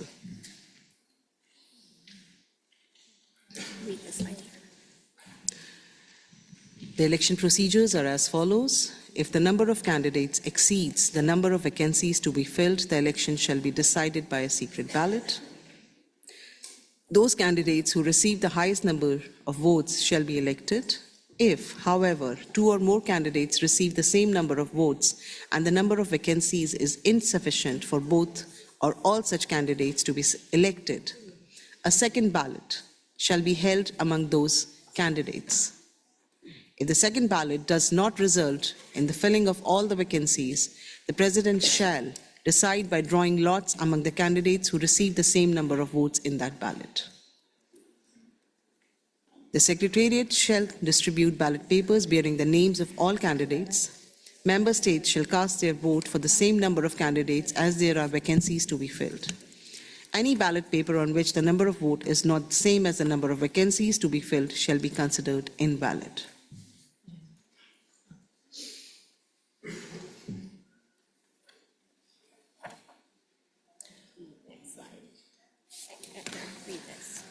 To be valid, each delegation must vote for exactly 11 candidates. Ballots with fewer than 11 candidates or more than 11 candidates will be considered invalid and will not be counted.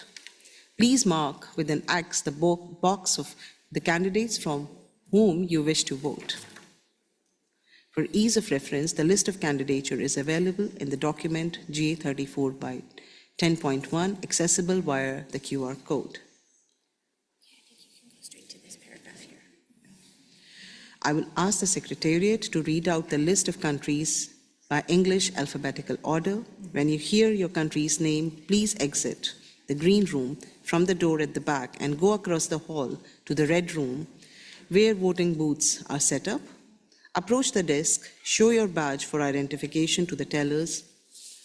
The teller will give you a ballot paper. You can enter the booths, express your preference, and then cast your vote in the ballot box. Before we proceed, I see request by two countries to take the floor, by India and then by Turkey. India, you have the floor.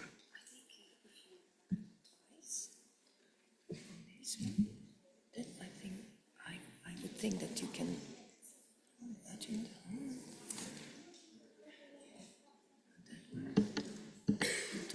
India, you have the floor.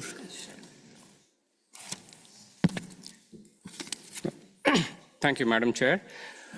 India would like to appeal to the General Assembly regarding India's nomination to the Council. India's official nomination for the election to the Council has been delayed by a few days.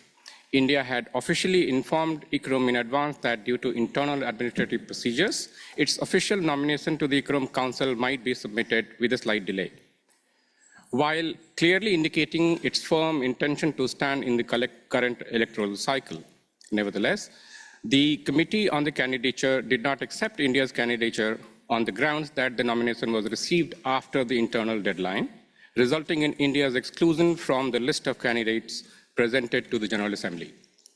In light of India's long-standing and substantive partnership with ICCROM, including extensive collaboration on program training and capacity building in heritage conservation, India respectfully appeals to the General Assembly to consider this delay as purely procedural and not reflective of any substantive deficiency in nomination of its candidature, taking into account India's advance notice of the likely delay and its strong record of engagement as a long-standing and active member state.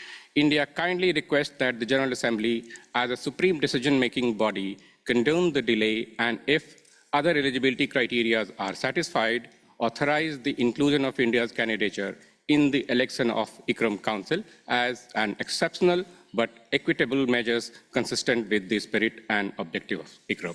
Thank you. Thank you. I will request the Secretariat to respond to this. But before that, I request Turkey to take the floor. Thank you, Madam Chair. As a general practice in different international organizations, normally member states whose candidates are running in the election are invited to monitor the election process and the voting. If that's the case in ICCROM as well, could the esteemed Secretary can clarify us so that we can proceed to the relevant location to monitor? Thank you. I will request the Secretariat to respond to the queries raised by India and Turkey. The legal advisor from the Secretariat will respond to this.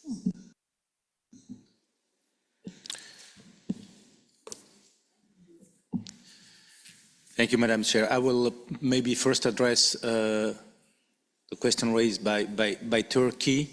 Even though I'm relatively new, I don't believe this is the practice in ICCROM. I would like also to assure you that this will be totally transparent because there is a committee on candidatures. Those people have been elected to oversee the elections and the regularity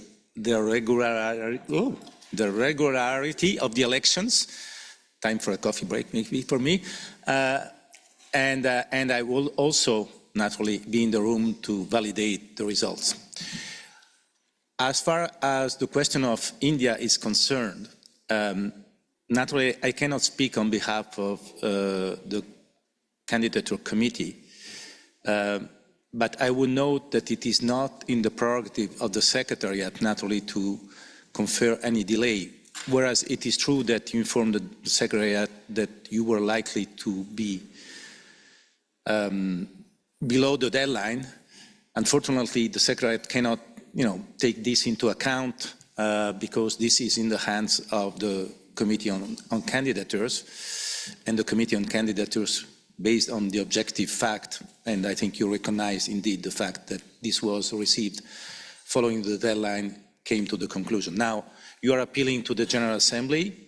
It's your prerogative, and it's not for me to address this point. If the General Assembly wishes to follow your appeal, there's certainly a prerogative, but as I said, the Committee on Candidature had to respect the text and came to the conclusion that unfortunately, and it has naturally nothing to do with the quality of the candidate or the importance of India. We all recognize that India is a major partner, but unfortunately the Committee on Candidature was not able to endorse this application. Thank you.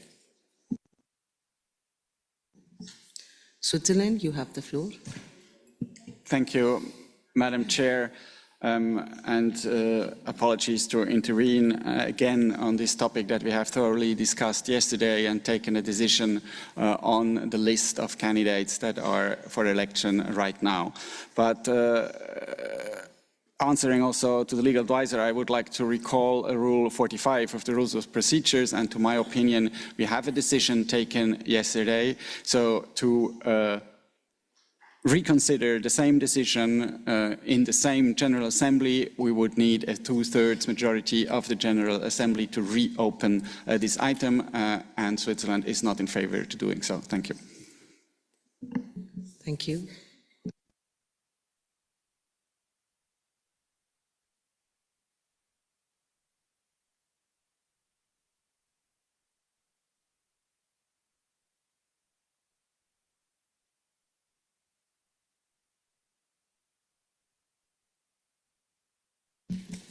I request the Secretariat to explain the procedure, as this is a change procedure from the last time, as clearly as possible to you, so that there is no confusion in voting.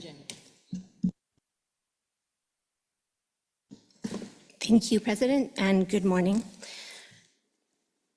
The procedure will be as follows.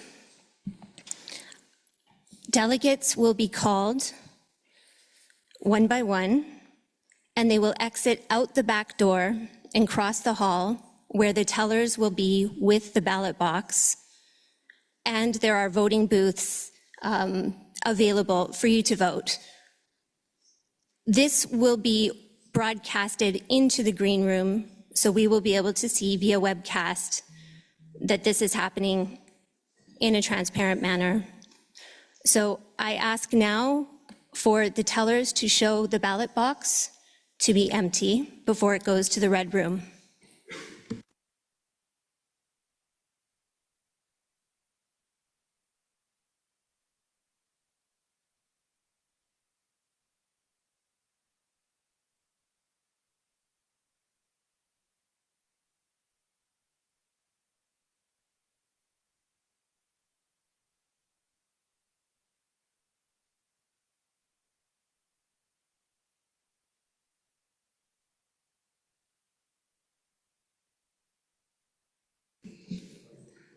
Meanwhile, the DG has requested floor to answer the query raised by India.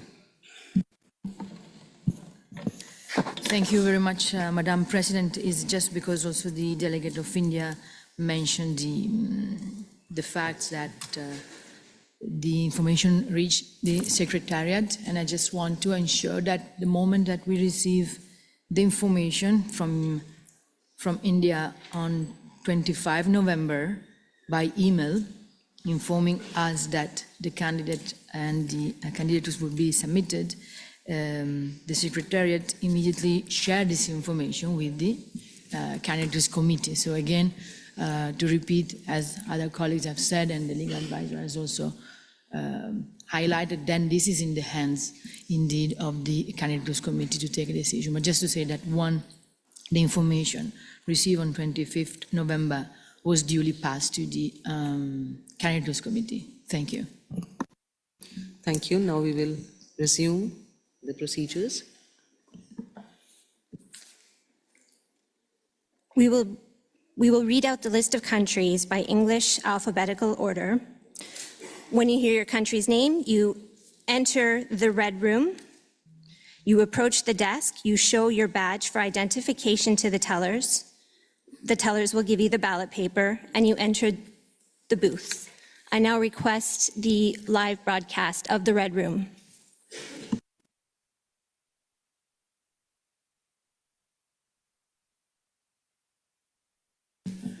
The list will be read 3 by 3. Yeah? Yeah.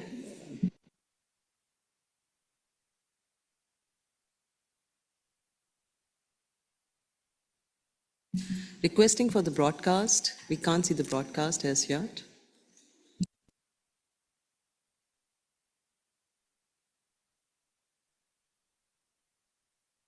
Sorry, UK, you have the floor. I didn't see. Yeah. Madam President, just for the sake of potential coffee break, are we proceeding alphabetically from the top of the alphabet or the bottom of the alphabet? And are we allowed to leave the room or no? UK, your request is very valid. At the same time, we are running behind schedule on many of the things, and I cannot guarantee at this stage for a coffee break. My apologies.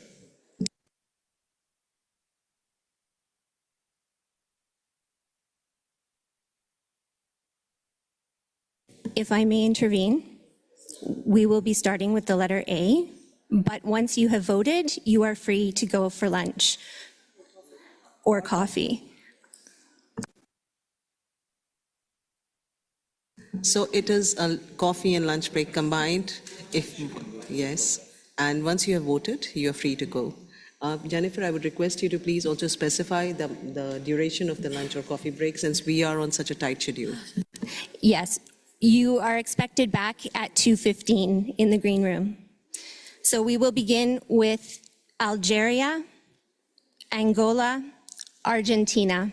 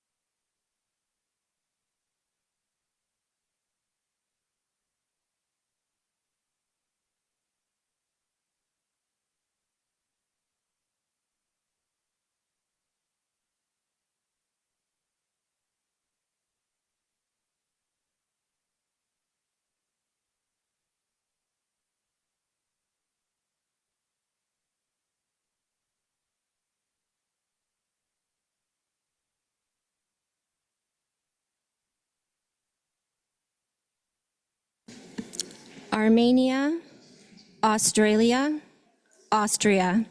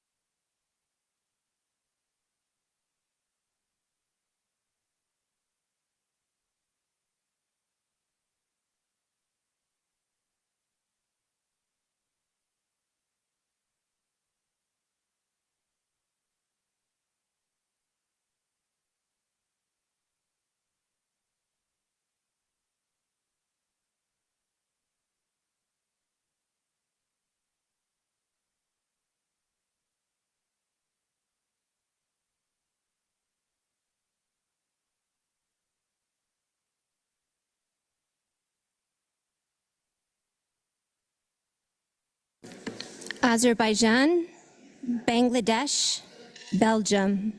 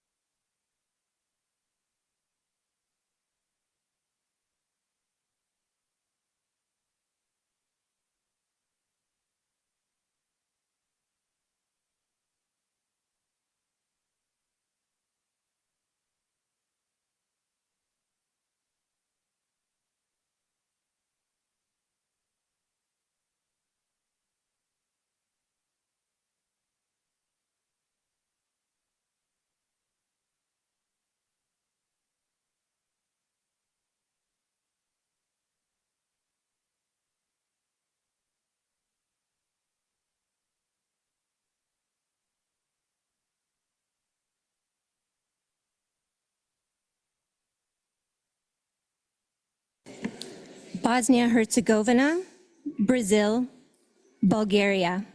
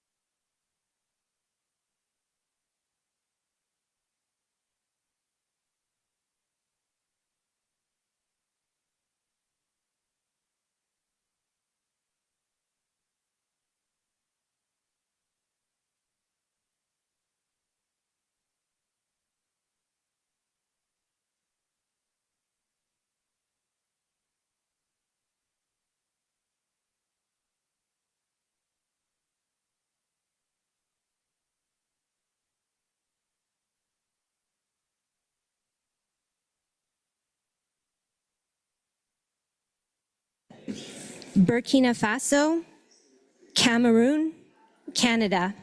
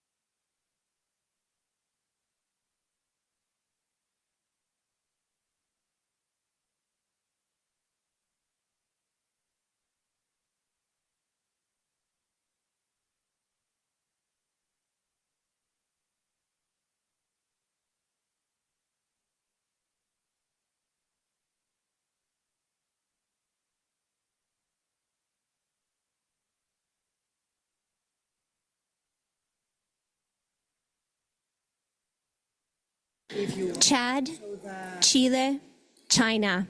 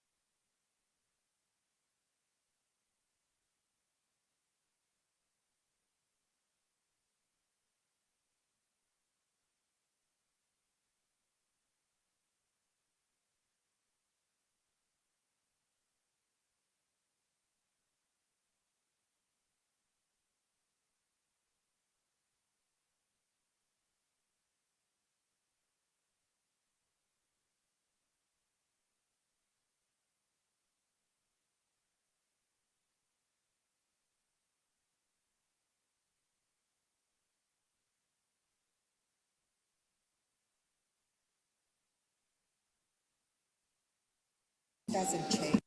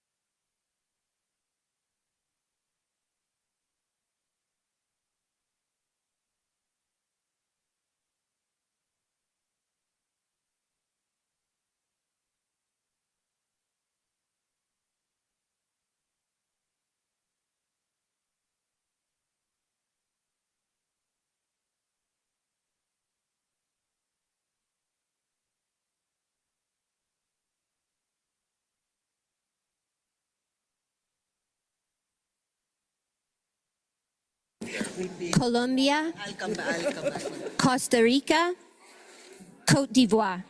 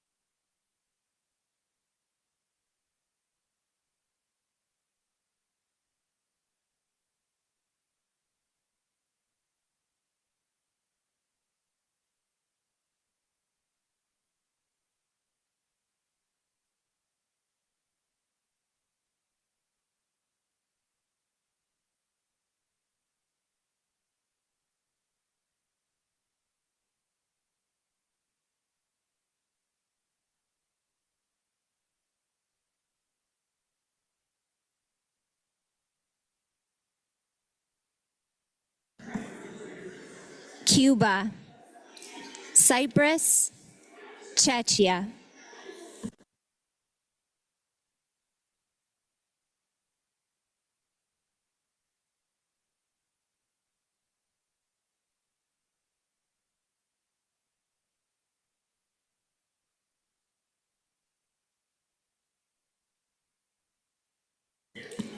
I would like to take the opportunity to remind delegates to wear their badge so that they can identify themselves with the tellers.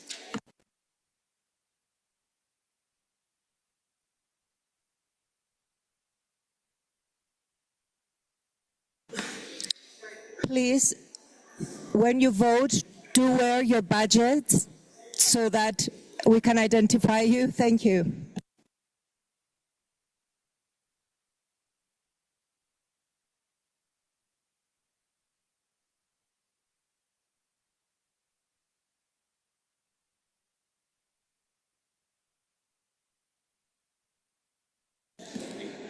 Dominican Republic, Ecuador, Egypt.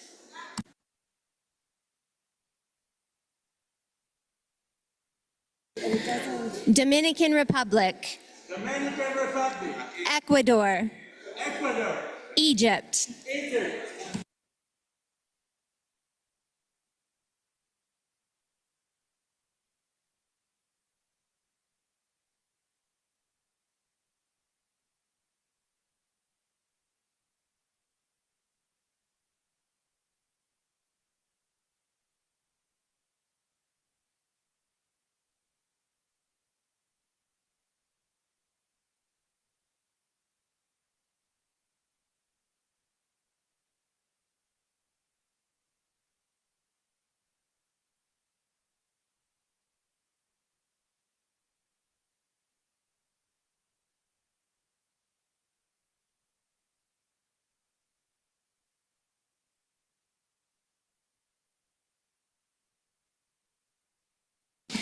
Estonia, Finland, France.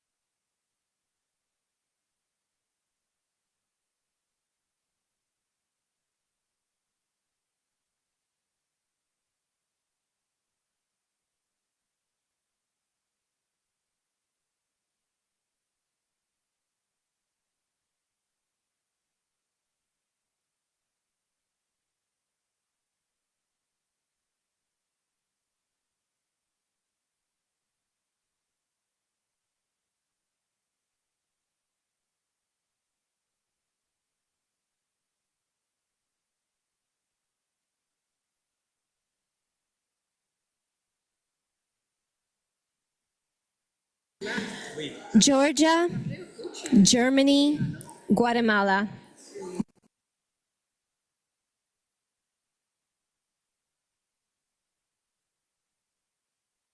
Excuse me, I missed Greece.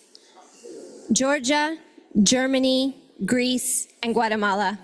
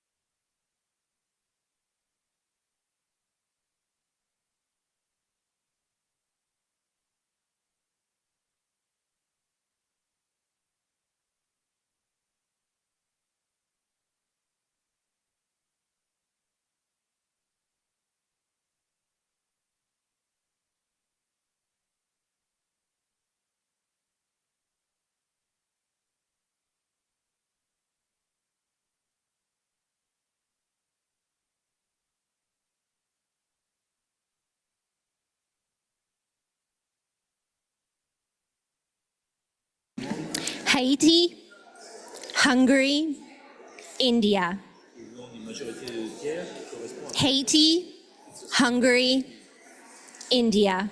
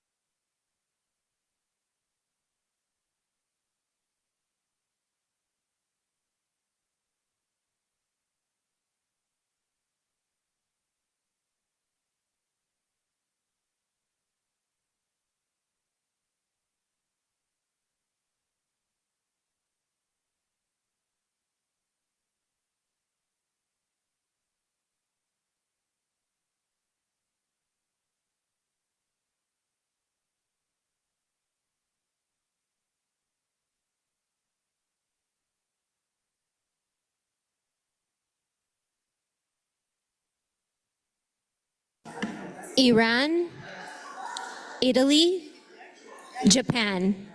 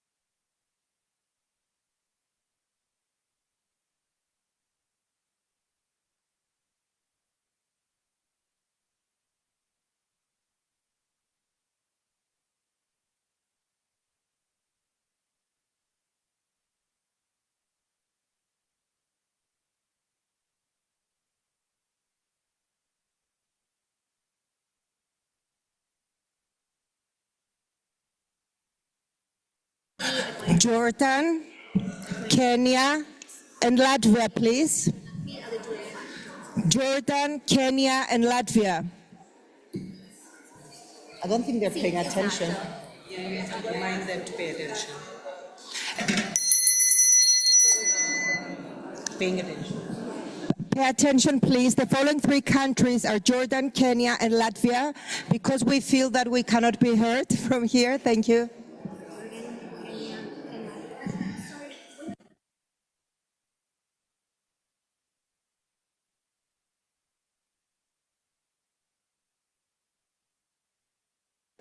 I also remind you that we can go for lunch after voting, but we have to be back at 2:15 sharp. 2:15, thank you.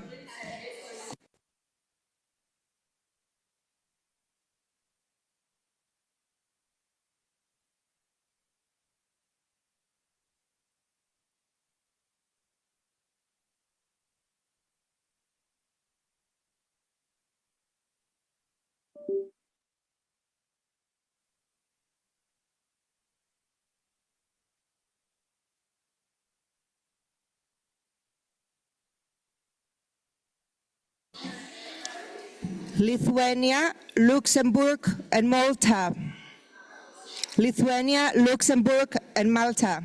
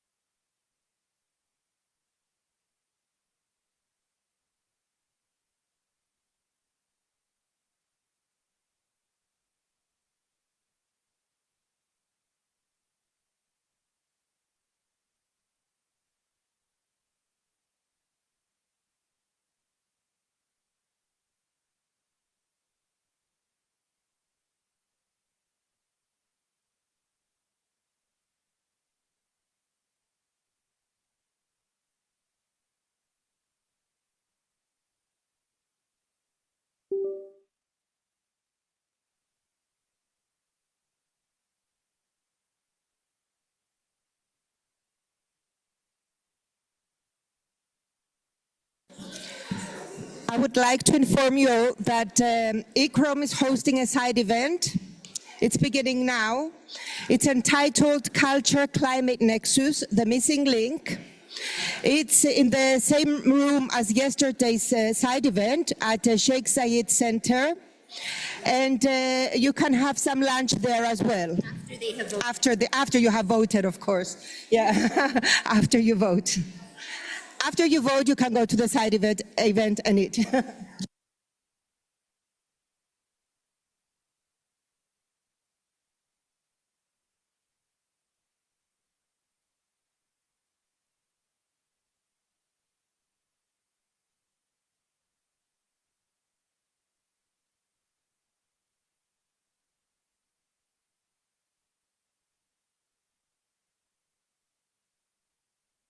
Mexico, Monaco, Mongolia.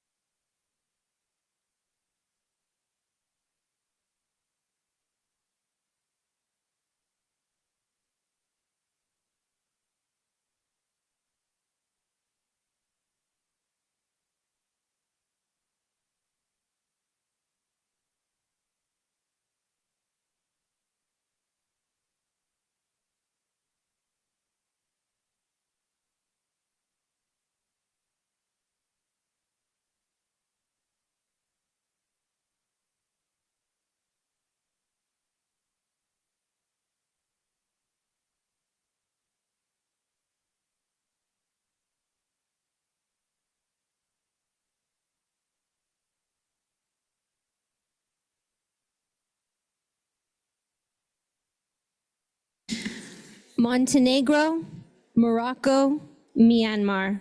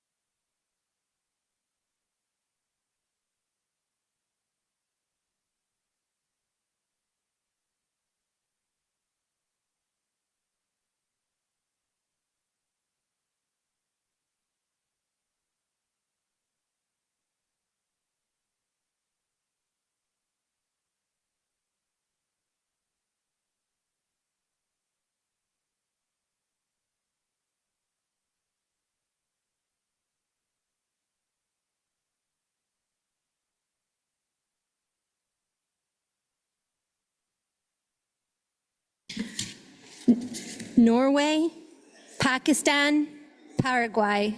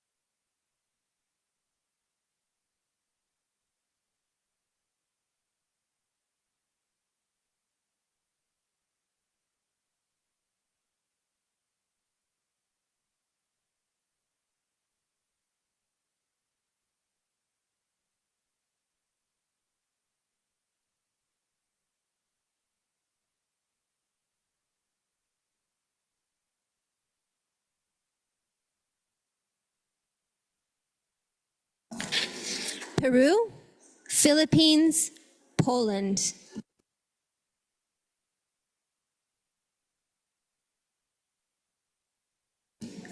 Peru, Philippines, Poland.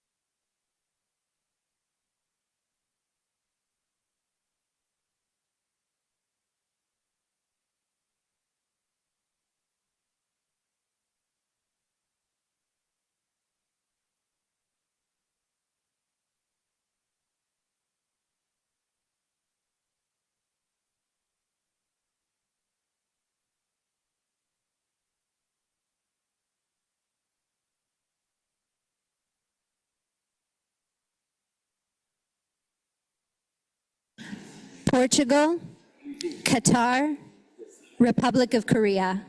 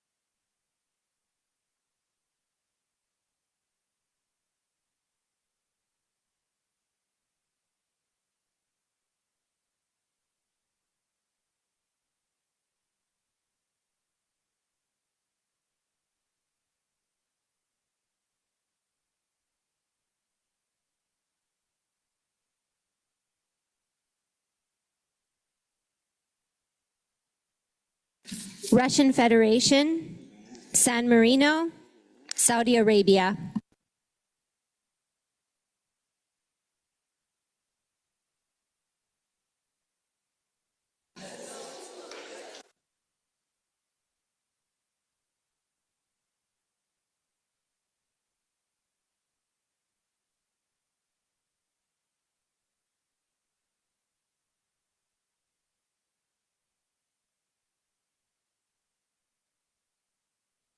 I'm calling again, Russian Federation, San Marino, and Saudi Arabia.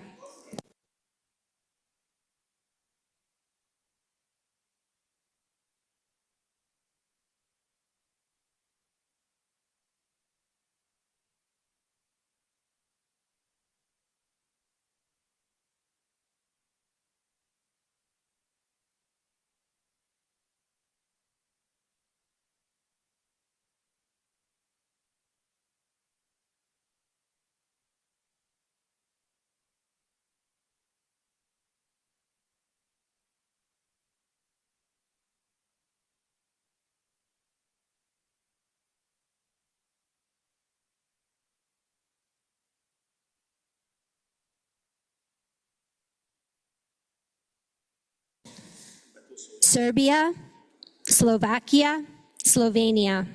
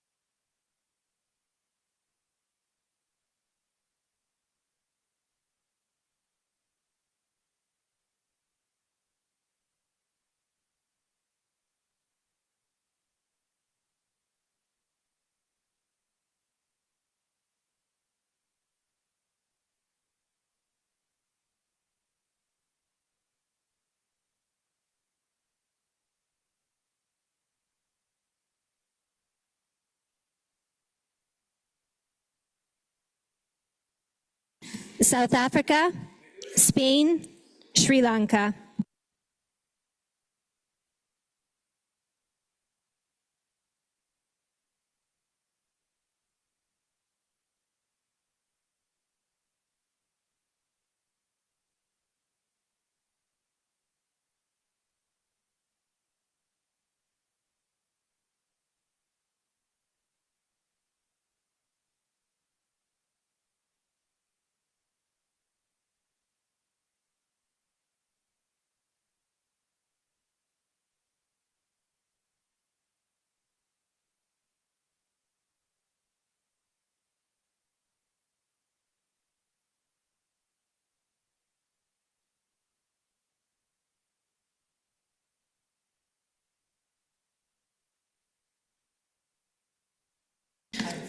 Sudan, Sweden, Switzerland.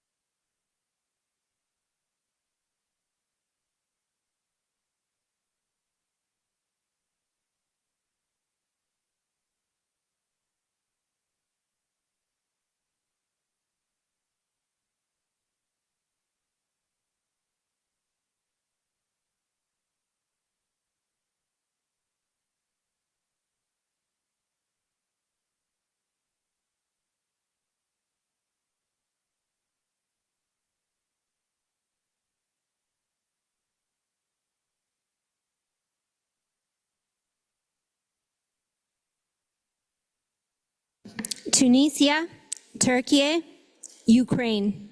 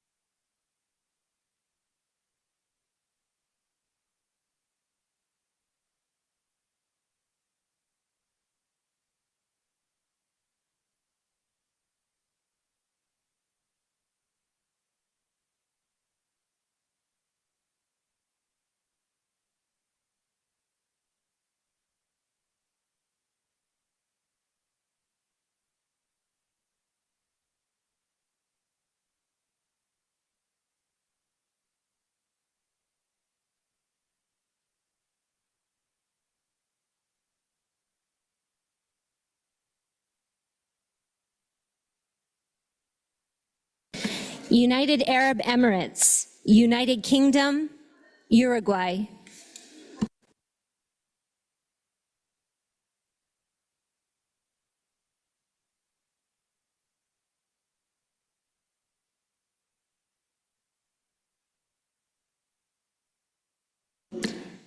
That was United Arab Emirates, United Kingdom, and Uruguay.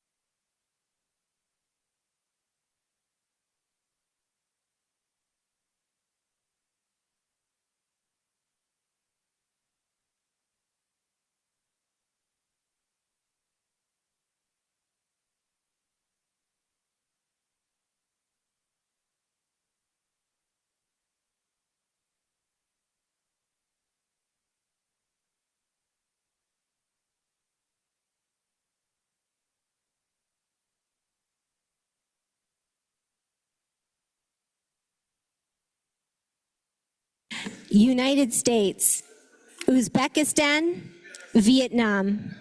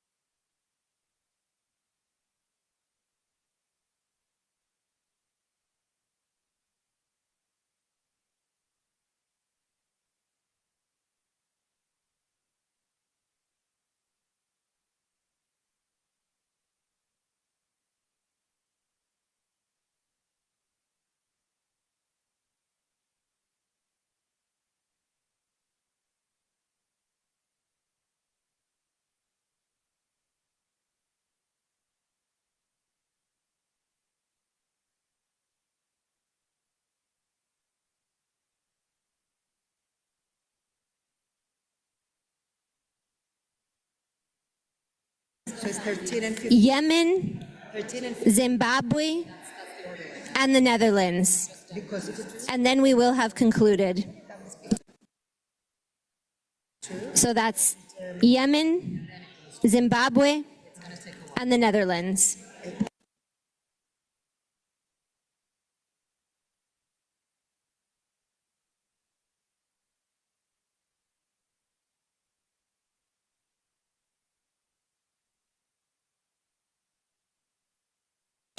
Delegates with Yemen, Zimbabwe, and the Netherlands, we have concluded.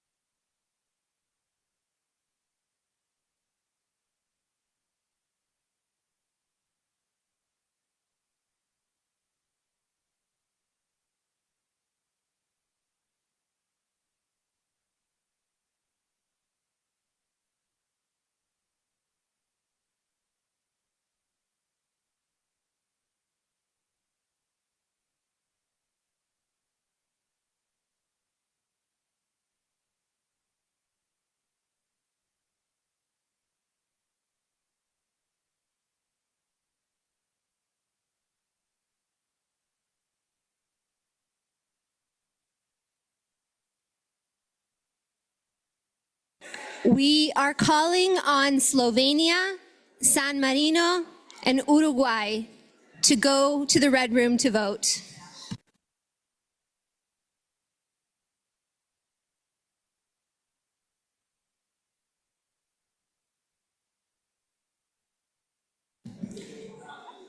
This is also a reminder to be back by 2:15 so that we can resume our session.